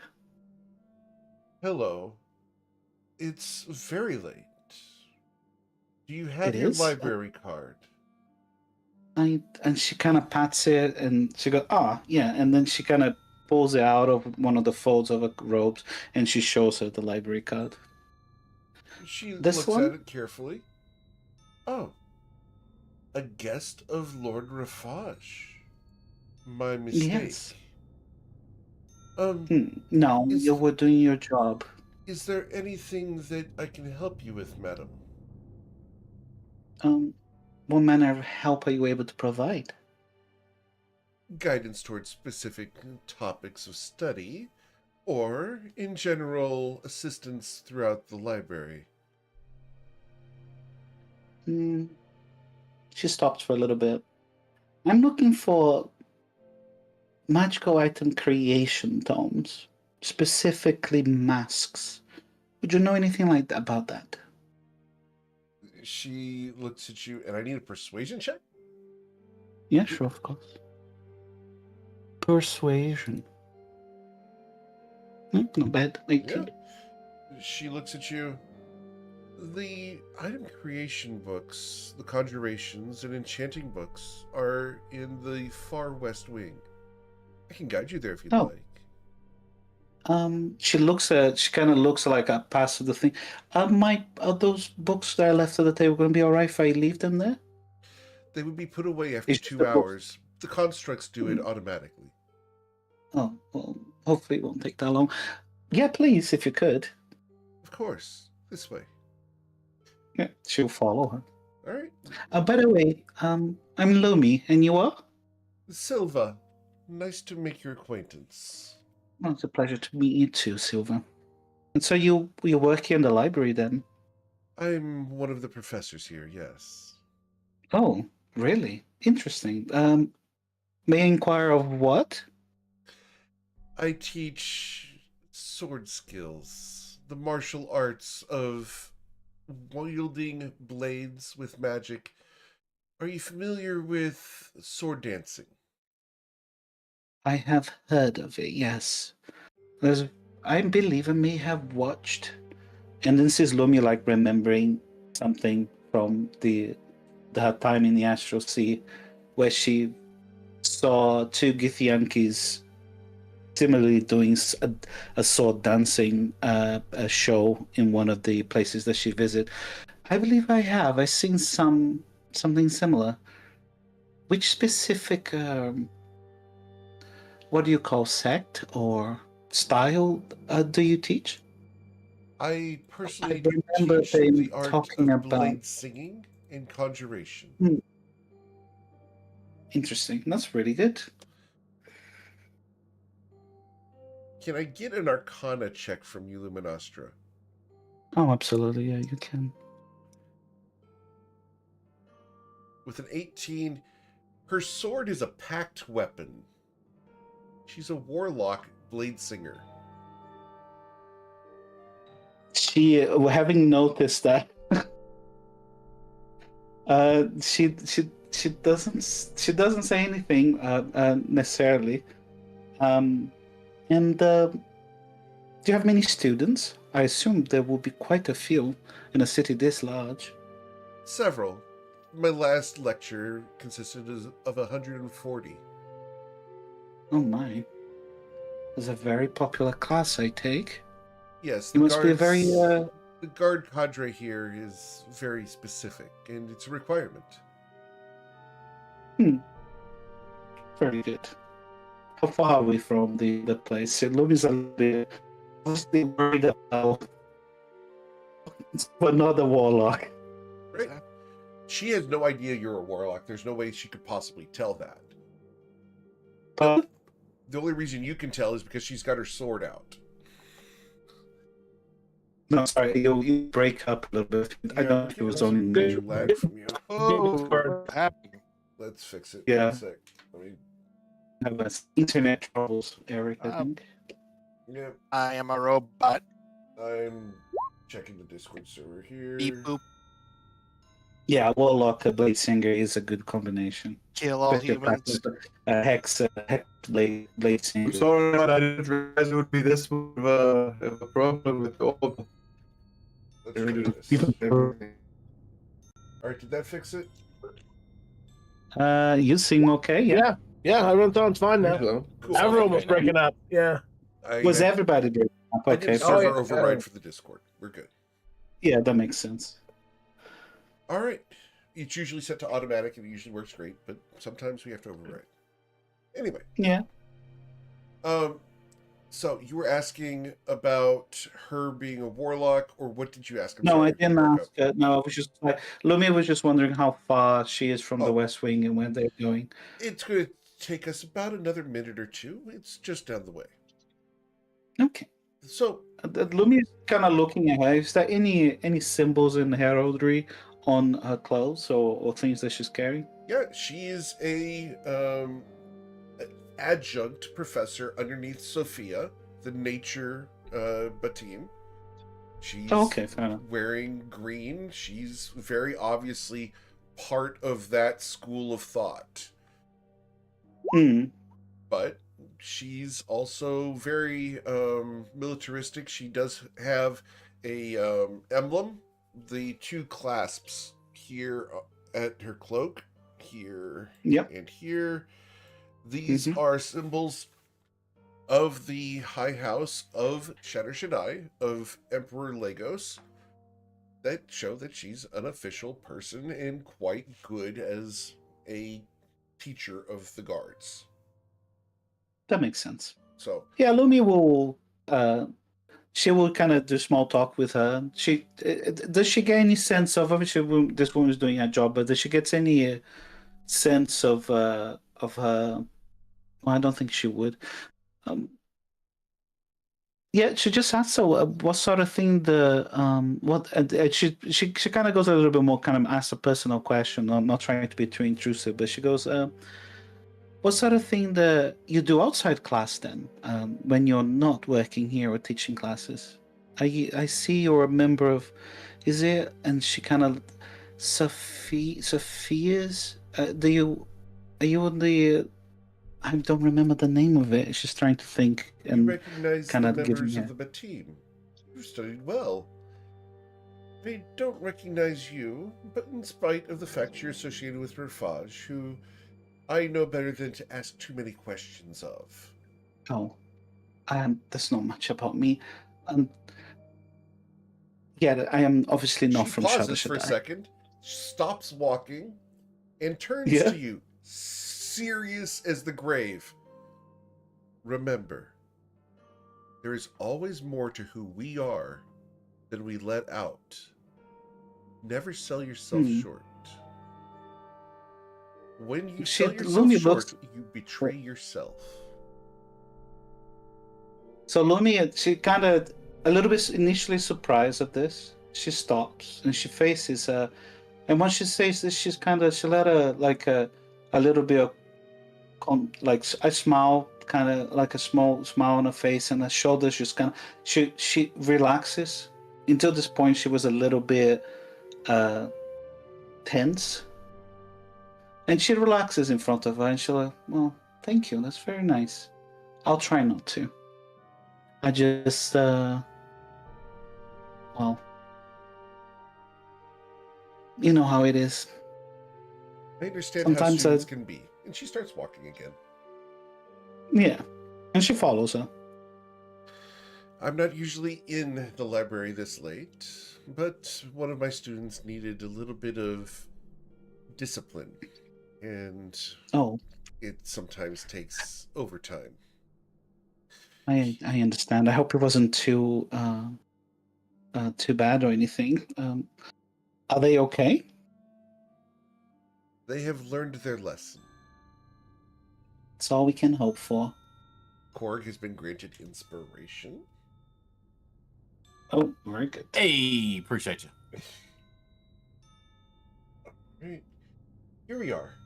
The books on enchanting and conjuration. I would recommend this aisle if you're looking for masks. Do be cautious, though. There are several masks that can overwhelm one's person. Oh, yeah, and she kind of does a little bit of like, oh, yeah, no, I'm not looking for that. I do want to learn how to make them and how they're put together, but I have a... Yeah, okay. Well, thank you very much. I will... Yourself, may I recommend that you visit one of the temples of MKL? They're very good at creating the masks. I try to avoid them, though. The religious types and I don't exactly get along. Well, you and me both. I don't get along with them either. Especially the... Well, MKL and the others. You might not try my to cup find of a tea. second-hand mask from MKL's worshippers. I hear they're quite good. Really? Perhaps to study. And she kind of looks in the distance, like thinking about it. Generally thinking about the idea. But then she looks back at her. Well, don't let me keep you again. I am Luminastra, and she kind of curtsies in front of her. And she says, "It has been a pleasure meeting you. I hope to see you again." She does not return the curtsy, but rather gives you a full-on military salute like a fencer with the sword up and then to the side. A pleasure meeting you, Lumia looks back. Have a good evening. You too. Have a good evening as well. And that will be Lumia will still kind of pick up a few, look at all of the books there in the area, pick up the ones that are relevant to her, and then start studying them. Eventually going back to where she was before, so the books that she had selected already are not taken away. And she brings additional books with her from that section to continue the work. And I think she probably will stay really late. She probably about 2 o'clock about 2 o'clock is when she will leave. Okay. Cool. And you will find an actual reference regarding the Fool's Mask. Thank you. Awesome. Yeah. So she looks for that. Yep. It's complicated, but yeah, you can find it. Yeah. Lumia will probably want to come back the next day because we still have one piece of law to pick up. Sure. Yep. So you return out into the city late at night by yourself. She will want to go on a breezy line back to the hotel. You're going on the breezy line, huh? Yeah. Okay. She wants to know what is a breezy line all about. Sure. She heard about it, and yep. As you get on the breezy line here, it's a multi-car train. It's 3 cars long. Each car holds about 6 to 8 people. It's open air and very sleek, almost in the shape of an icicle on both ends. As you get on board, it stops at small stations. You hop on. One of the people that's sitting across from you, I don't have an image of them, but the person who's seated across from you looks at you, and they're dressed in bright pink and orange stripes and polka dots. Their eyeshadow is bright purple. They have elongated eyelashes. Their hair is done up in a massive blonde wig. And they look at you. Well, hello, darling. Good evening. How are you? You're quite the snack, aren't you? I am. I'm very well. What are you doing on the breezy line tonight? Going home? Just been at the library. Oh, dear. Alone? Such a beautiful girl. Oh, didn't get lucky? No, I was lucky. Oh. What kind of luck are you talking about? Oh, well, I already had 2 tonight. I'm hoping to find a 4th. But, how about you? I'm tired. I don't want to go back to the hotel. Yes. Just a long day. There's been too many people, too many things, too many mouths to listen to, and now I just want a little bit of quiet. Preach it, girl. Preach it. Oh, dear. So many mouths. There's always so many mouths. Yep. How much do you charge? See, I charge 47 silver. What charge? What do you mean charge? Oh, dear, you're not getting it out for free, are you? Given what for free? What do you mean? Oh, my mistake. I apologize. I thought you were working tonight. I apologize, dearie. It's just a matter of the breezy line. It's what we all do. And you look down the breezy line at the other people on here. It's all sorts of exceedingly colorful drag queens and flamboyant individuals all participating in the party life late at night. Oh, right, fair enough. Lily looks back and suddenly dawns on her. So, oh, just like Silas's parties. No, uh, she kind of her mouth open, looking at her, just like wondering what to say. I don't partake Oh, in dearie, that it's sort of fine. It's nightlife. fine. We accept everyone. You're fine. You're safe here. We'll take care of you. It'll be okay. Well, Ladies, thank you. this one's off limits. Hi, my name's George. How you doing? Nice to meet you, George. And Lumi will extend her hand and And- kind of shake their hand. George lets the most feminine, like dangling dead fish handshake to you. Oh, Yeah. dearie, you're so delightful. I love your hair. Is that natural or thank is it a you. wig? No, it's natural. I don't often put it down. She start talking about like it's like I have to keep her on tied up and everything else most of the time. But yeah, no, it's natural. It's natural color. Oh, beautiful. So beautiful. I wish I could get my hair to do that. I can't ever get the purple to stay. Oh, it could have matched my eyeshadow. But no. Anyway, what do you do?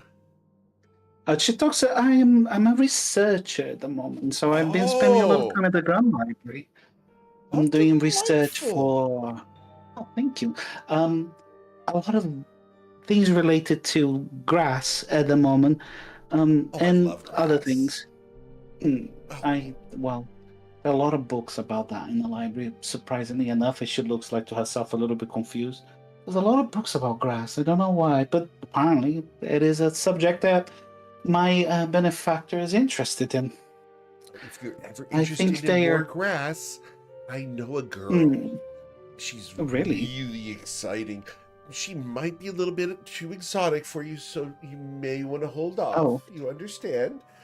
I do, yes. But if you need a girl, you come visit me on the Breezy line. I'm here every night. It's the best way to get across town. Oh, interesting. That's really good. Do you have friends here? Are you guys going we're out all tonight? friends. Yes. That's Francis and that's Francina, and that's Jody Louis over waves, there. yeah. And oh look, that's Melissa. Melissa, pleasure to meet you all. They wave. Yeah, Lumi just like stops and thinks, I don't really need to go back straight away. Maybe I could hang with you guys for a little bit. Oh, of course! We were about to get some fruit salad. Do you want to join us? I think so. Is that all right? I don't want to intrude on your... Oh, dearie, we'd cocktail love night. to have you. Ladies, Lumi's going to be joining us tonight. We're going to get some fruit salad. Then the Lumi will go with them. All right, Lumi, we're going to have a montage of you going to a variety of pubs and pub crawls. There's going to be a variety of fruit salads, most of them with simple syrup, but some with a little bit of rum added. And they're just going to do pub crawls and party tonight. Yeah, you're not going to will get go with drunk. them. It's just enough for the flavor. They're just having a good time and being flamboyant. George is going to watch over you like a hawk because you're the normie, right? Yeah, Lumi's absolutely the normie. If you've ever been with this kind of crowd in real life, they take super good care of the normie in the group. Like, they want to make sure you're having the best time ever, and they will guard you. It's fabulous. You have one of the most fun nights, if not the most fun night you've had, with no obligations, no fey deals, just a festive time with the most flamboyant out there drag queens and, out there alternative people in the entire city of Shatter Shaddai. And they'll return you. They'll take you all the way to the front door of the Eben Pearl, which they're going to be absolutely flabbergasted at how fabulous it is when they drop you off at 6 a.m. Yeah, that's what she arrives. Okay. So, That's when you're going to get dropped off. You are perfectly safe. You have all of your belongings. They made sure to watch your purse. The one time that you may have put it down, they made sure it got shoved back next to your forearm. They wanted to make sure all your books were kept. Everything got taken care of. Yep. The most She would have, delightful party you've been a part of. I think, is this true ever? Probably ever, yes. Yeah.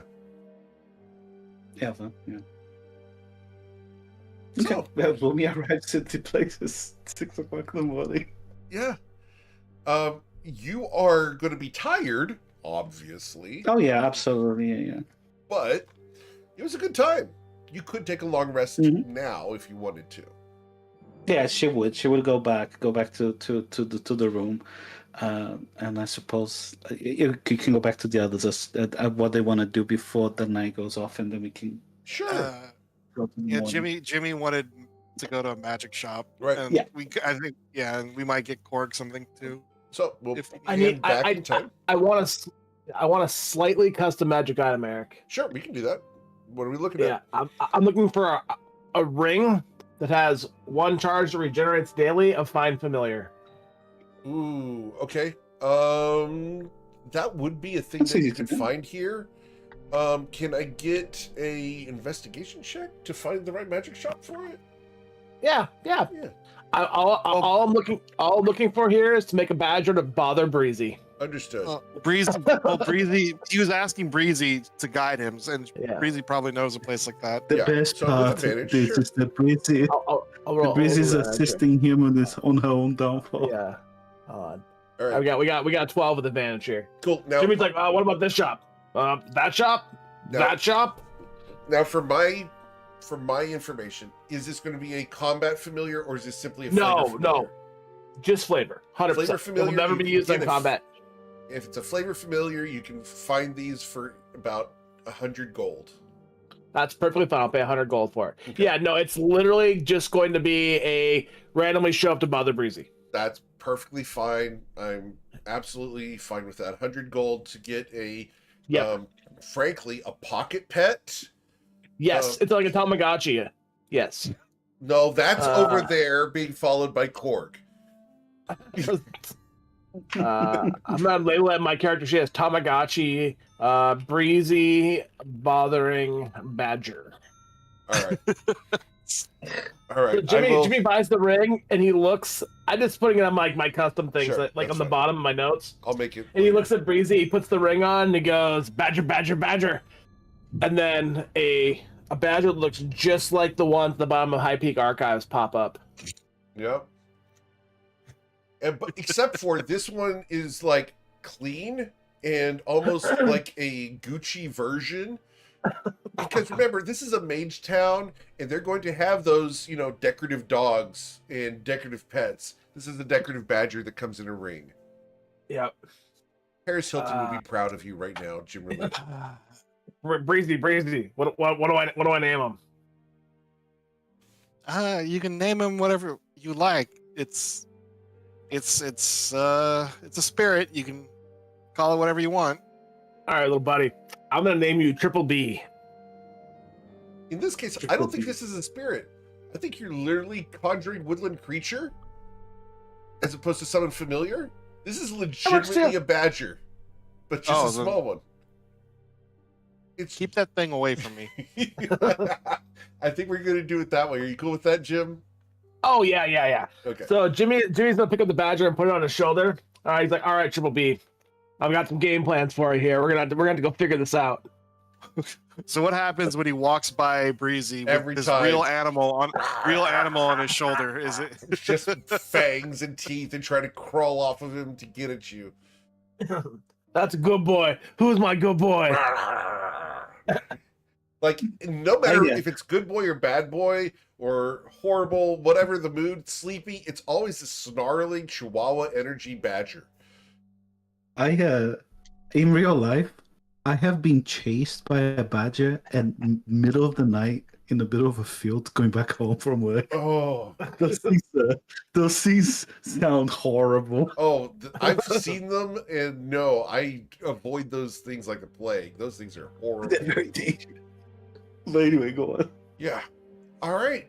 Cool. So you've got your ring. Anything else you want to do today, Jim or Lee, before going to bed? Oh no! I just want to buy a roleplay ring. The rest of Understood. my money's being saved for my last item in my build. 100%. But I needed a badger to bother Breezy. Understood. That's why his name is Triple B, for the Breezy bothering badger. Cool. All right. Tomo, are you going back to the hotel? Yes. Awesome. Korg going with? Yeah. Okay. Cool. Breezy, you went back to the hotel as well? Yeah. All right. And then the camera pans to Dustrom carrying this orb with the spinning crystal inside. Are you going back to the hotel, sir? Yeah, he would have booked it from the library to the hotel. And he's kind of hiding and covering up the crystal in the clothing and gear and appearance of his alter self.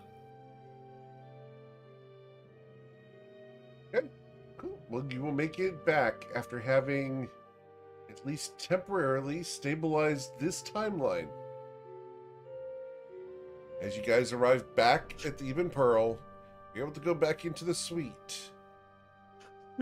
Each of you arriving at different points in time, you guys can gain the benefits of a long rest. Yay! Except for Lumi. Except I'm for just kidding. Lumi, Except who gets for it after she Lumi. arrives. And as they go to long rest, I'm going to just start drinking my habit. I'm gonna spend a fourth level spell slot before the long rest, Okay. and I'm gonna cast Sanctum of the Shepherd. Is that Very nice. I posted it before, but I will post it again here. It was after last session. All right. Create 20-foot radius sphere of faint shimmering light centered on a point within range. You have a number of creatures of your choice. As your spellcasting modifier can absorb protective magic from the sphere. When any of the chosen creatures feature a long rest in the area, the sphere vanishes and everyone gains of those creatures gains +1 to AC for the remainder of the duration. Awesome. Wow. Nice. So, That would have been Lumi wouldn't have been there. right? Yep. Because- So I can only do 5 anyway. So one person would have to been left out to begin with. All right. So yeah. Oh, it's wow.